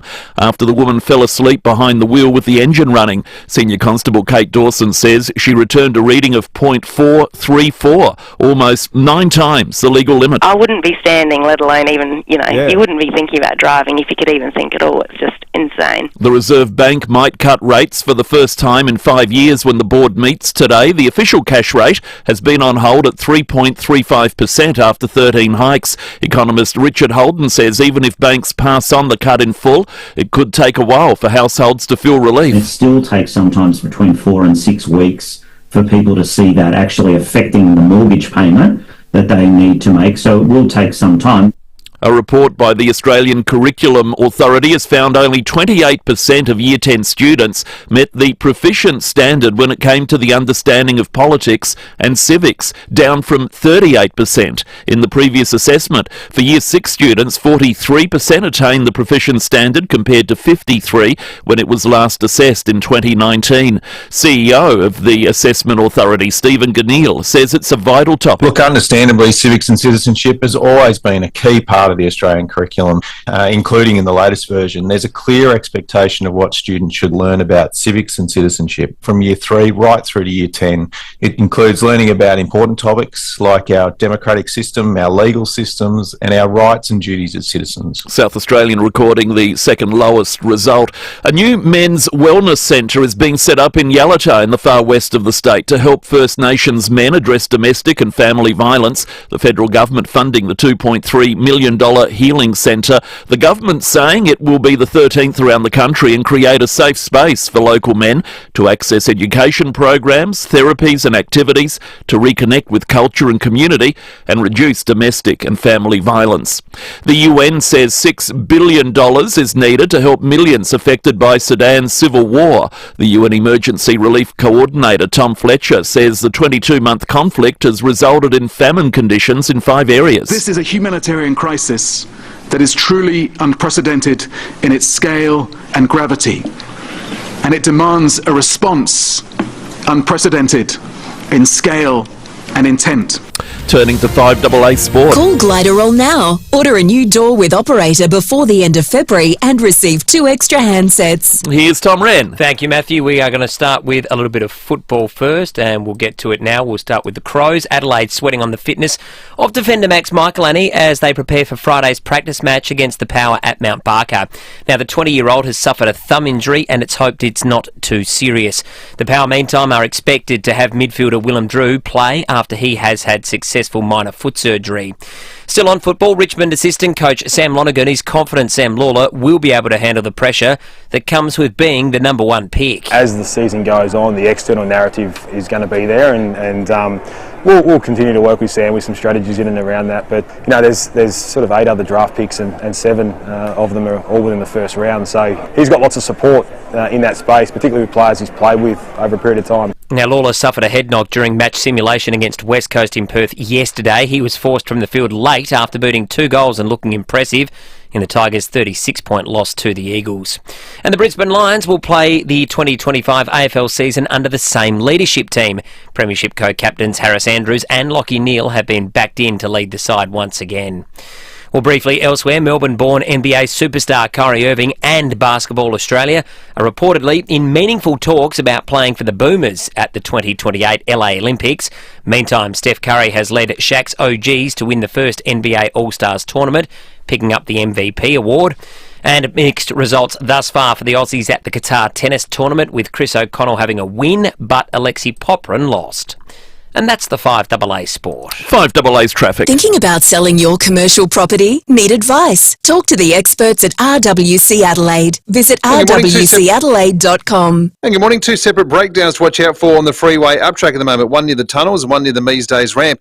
A car's gone into a Stobie pole in Happy Valley on Fountain Valley Drive near Kimberley Way. Still got heavy delays on South Road after a crash earlier in Edwardstown near Dunollen Road for city-bound traffic. And a crash in Fulham Gardens too, Tapley's Hill Road near Grange Road causing delays. Australia, the explosive new season of Survivor is here. The Brains versus Brawns battle erupts 7:30 tonight on 10 and 10 Play. Adelaide's most accurate traffic on 5AA. The heat is on. Keep cool with a cool summer aircon service from Automasters. 5AA's forecast staying sunny for a few more days, all week in fact. 28 today, 26 tomorrow, 29 for Thursday and 35 on Friday. Right now it's 18. 5AA, always Adelaide. Light up your taste buds at a Porto with our flavour-packed garlic-loaded wrapper. Chicken tenders, garlic sauce, Portuguese salad, mayo and chips, all wrapped up in a toasted pita for only $10.95. Limited time, excludes delivery and airports. Porto. Adelaide's local, trusted and truly connected talkback radio station. 5AA, always Adelaide. What's on your bucket list? Cruising around the world? Doing a hot lap around Bathurst? Learning how to play drums? Before you plan a bucket list, plan your will with Donlan Lawyers. A will, power of attorney and advanced care directive speak for you when you can't. It means you and your loved ones will be taken care of. Visit donlanlawyers.com. Put it on your bucket list. Hindmarsh Square, Adelaide and Ocean Street, Victor Harbour. Attention all golfers! Golf Clearance Outlet has opened its doors in Adelaide and is celebrating with the Big Open. Huge savings on golf clubs, balls, clothes, shoes, bags, buggies and golf accessories. Wilson soft golf balls just $18. Drivers from $79. Wedges from a low $49. Golf polos from only $29. Rush in now to 475 Port Road, Croydon for the Golf Clearance Outlet's Big Open and save on everything golf. You don't just do a good barbie, you're the tong master. You're not just flipping snags, you've earned the title Backyard Hospitality Director. So you deserve the very best outdoor kitchen from Adelaide Outdoor Kitchens. Choose from the best appliances, add a bar fridge, a pizza oven, or stun your guests with one of their custom-made concrete bench tops. These things are all class. They do indoor concrete bench tops too. These handmade bench tops can really update any kitchen space. Custom-made for you, every piece unique, especially for you. Call for a consultation and quote today or visit the Seaford Meadows showroom on Farrow Circuit. The best backyard hospitality directors choose Adelaide Outdoor Kitchens. Go to adelaideoutdoorkitchens.com.au. You can always expect the professional treatment with paint professionals. I would definitely recommend paint professionals to others, and in fact we already have recommended them to other families and friends who need to hurry up and get a house on the market. Nothing was too much trouble. Cleaned up really well after them. You know, if we had any small changes that needed, they were always there as a sounding board. Did a really good job throughout the entire process. Made it easy, which was fantastic. Make it a great experience with paint professionals. Visit paintprofessionals.com.au. Follow the lights of the Norwegian coastline with a 16-day guided tour and cruise with Hurtigruten and Phil Hoffman Travel. Travel the scenic Flom Railway through a winter wonderland. Experience the magical Northern Lights. Stay in a glass igloo. Embark on thrilling reindeer and husky safaris and more. Book now and save up to $4,000 off select departures. Plus, receive $150 on board credit. Phil Hoffman Travel. Visit pht.com.au. 5AA Breakfast is streaming live right now. To watch, simply head to 5AA on Facebook or YouTube. Hyundai's Keys to Summer event is here. Unlock offers across a wide range of Hyundai models. T's and C's apply. David Penberthy and Will Goodings, 5AA Breakfast. 18 minutes to 9, we asked 5AA Breakfast listeners in the last half hour if there might be an election in the year. Stephen says, guys, just went through the train station. Yes, people are giving out don't trust Dutton flyers. We got one from someone here saying Louise Miller-Frost had those same placards on Goodwood Road in Boothby yesterday. And Dion says on one of the Outer Harbour train lines, there was someone hanging around with a Mark Butler for Hindmarsh T-shirt on. Has anyone ever looked at one of these people holding a placard and gone, well, that's my vote sorted? I wasn't going to vote for Louise Miller-Frost, but I saw somebody outside the old Bilo there on Marion Road near the chicken shop and thought, well, you know, she can't be all bad. Someone's holding up a sign that says Louise Miller-Frost. Well, if you are that person, do give us a call and tell us. Yeah, and we'll give you a 5AA breakfast cup and a, free lobotomy. We don't really need one. No, already done. Yeah. Do let us know, though, if you're seeing evidence of an election of the air, text it through or call us on 8223 0000. Okay, this is a very serious story. I was talking yesterday to Eileen Cullerton, who listeners will recall has been on the show a number of times. This is in relation to the appalling human being, Jonathan Bakewell, in fact, using the human being as overly generous in the context of what he did to Eileen's sister Anne-Marie, who was raped and murdered. Now, Eileen discovered to her horror that last Thursday, despite numerous parole breaches, Jonathan Bakewell has been released, or is being released, for the 6th time. We have Eileen on the line now. Eileen, good morning, and great to be chatting to you again, albeit under, what are yet again pretty ordinary circumstances. How did it come to this? Because the last time we spoke, I think, the state government had spoken to you, and they had agreed that they were going to appeal. This was back in June 2024. They appealed against the parole board's decision to release him. What happened since then? What happened was the appeal failed, and there's no recourse after that. However, there was one recourse that the Premier was able to implement, which I had been begging him to do, which was to introduce restricted prisoner declaration, similar to what other states have been doing, which meant that certain categories, the most heinous of murderers, so those who had murdered with rape, with stalking, sadistic conduct, murder of a child that involves abduction of a child, and also 2 or more murders. So we're talking the most heinous murderers. Now, they can be actually kept behind bars until they are facing imminent death and are not at risk to the community. So other states have done something similar, and I wrote to him proposing legislation based on New South Wales Section 154A and also Victoria legislation that had recently been brought in, and begged him to implement this legislation, because if he did, Bakewell would still be behind bars and not out walking the streets today. And I met with Malinowskis, I met with the Premier in June, and he said to my face, Eileen, we will look seriously into it. And I waited, and I waited. No correspondence, nothing. I called the Premier's office, spoke to a political advisor, and I was told they don't have the appetite. I find that baffling, given that as you explained, reason is that? Well, yeah, it's no reason at all. As you explained too, these laws, because you've been involved, I think, in Victoria, where they brought in special laws to keep the serial killer Paul Denyer behind bars until he's effectively on his deathbed. New South Wales has got similar legislation. Now, these laws have been tested in the High Court. 3 times. And the legislation's upheld. It's been 3 upheld. times. Yeah, so there's no, it's not like the bikie laws that got struck down when Ram was Premier. Like these laws appear watertight. I don't understand. They are watertight, and also he'll get bipartisan support because the other states managed to get bipartisan support. Like, what kind of human being is going to turn around and say, no, that's not fair? Yeah.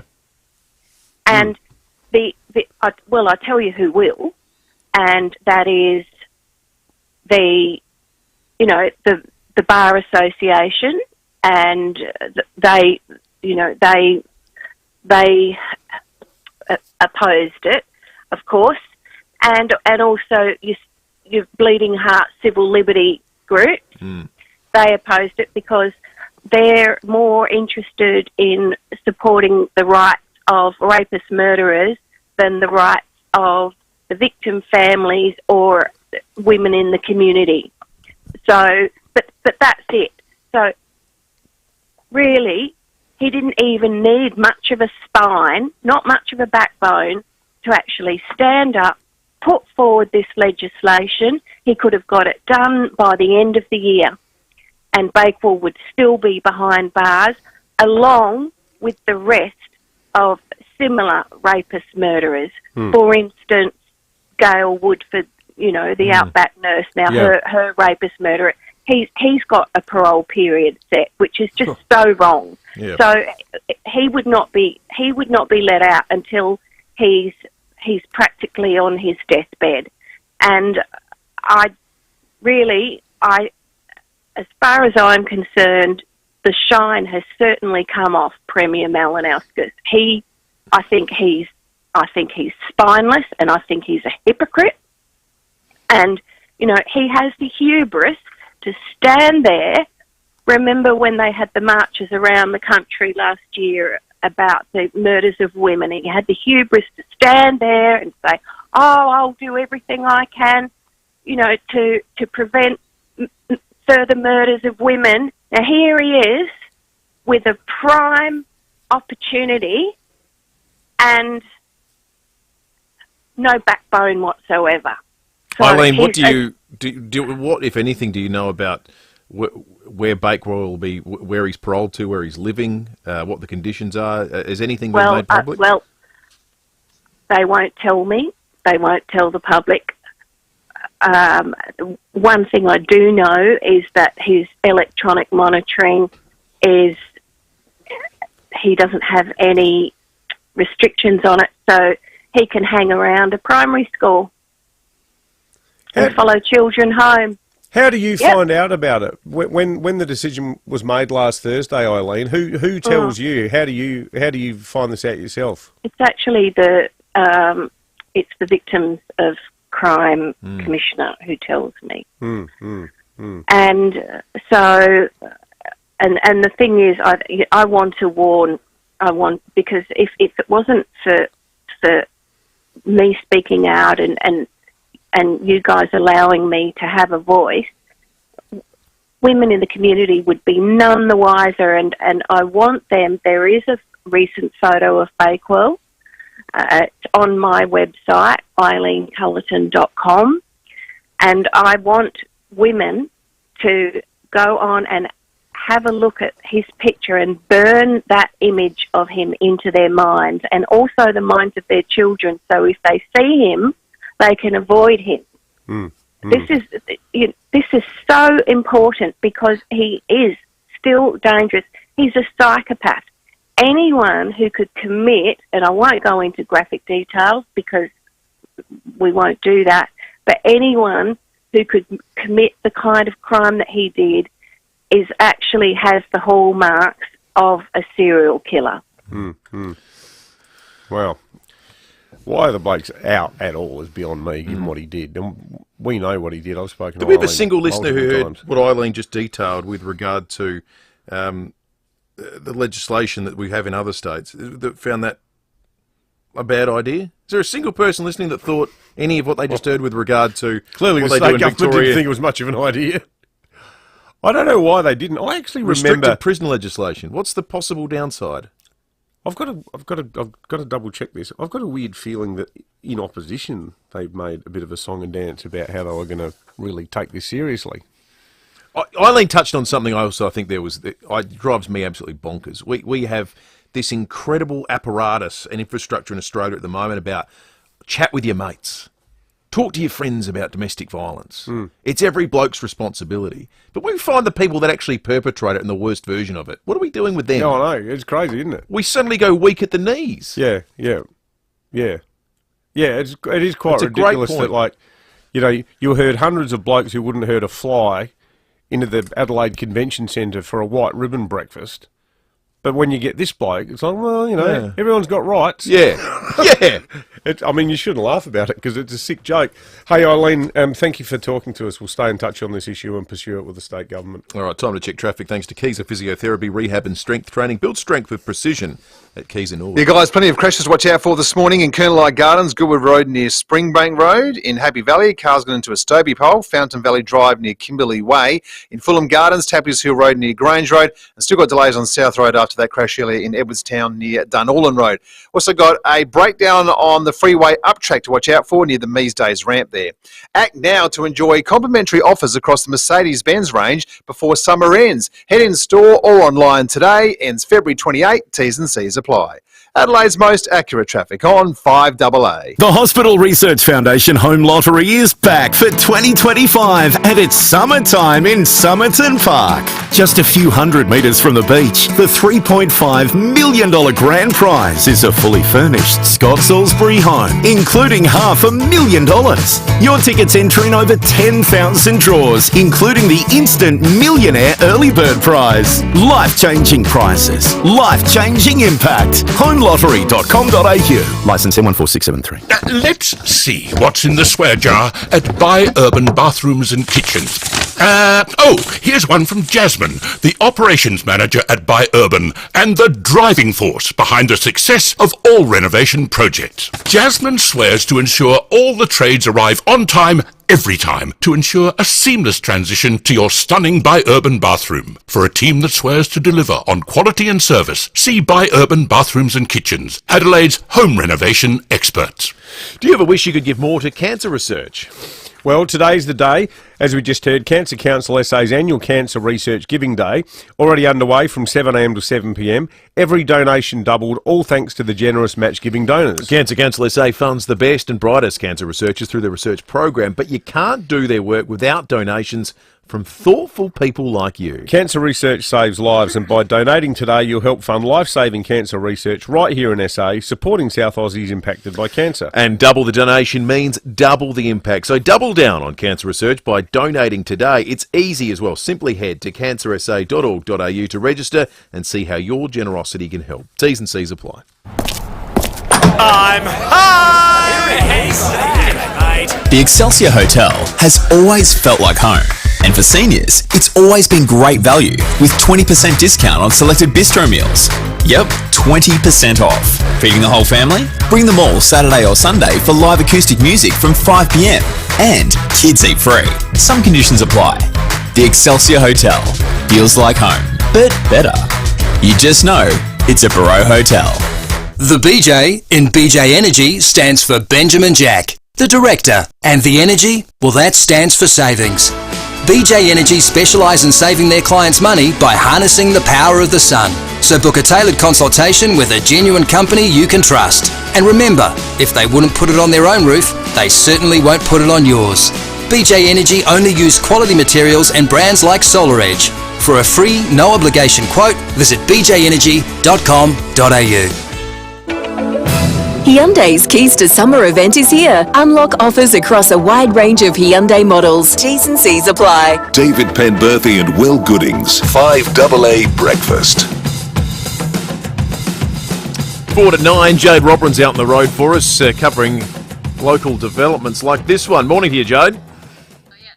Oh, okay, Jade's not quite there just yet. She's still moving into position. While she does, let's have a look at the fuel situation. Thanks to the great people at RAA. It's better to be a member with RAA Rewards. Download the RAA app and start saving today. The cheap diesel, let's start with diesel this morning. $71.5 at the Mobile Shido Parkland Commercial Road. $73.9 is not bad either. The OTR Hope Valley on Grand Junction Road. Cheap unleaded, the best that we've been able to spot. The OTR Holden Hill North on North East Road, $61.9. Otherwise, you're looking at the ex-convenience Davern Park on Steppenheath Road, $63.5. The United Seaton on Tapley's Hill Road's $64.9. And the Ampol Seaford Meadows at Seaford Road at $64.5. Let's head to Jade Robrin now. Morning, Jade. Good morning, guys. I'm in the city at the moment, out the front of Harry's Bar, which has been cordoned off because at the early hours of this morning, A truck has reversed into a post, a rather significant post that looks to be holding up this beautiful old heritage building. So there is a heavy police presence.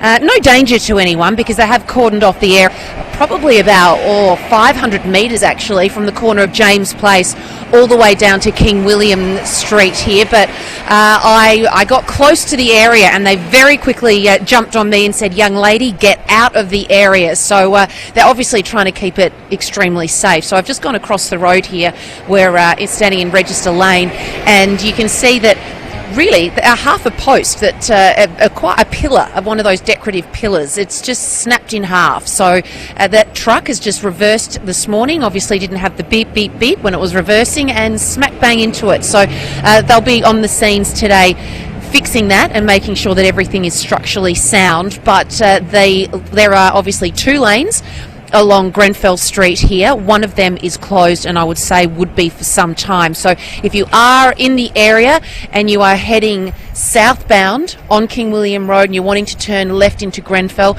maybe just avoid the area if you can at the moment, because traffic in this area is banked up quite a bit.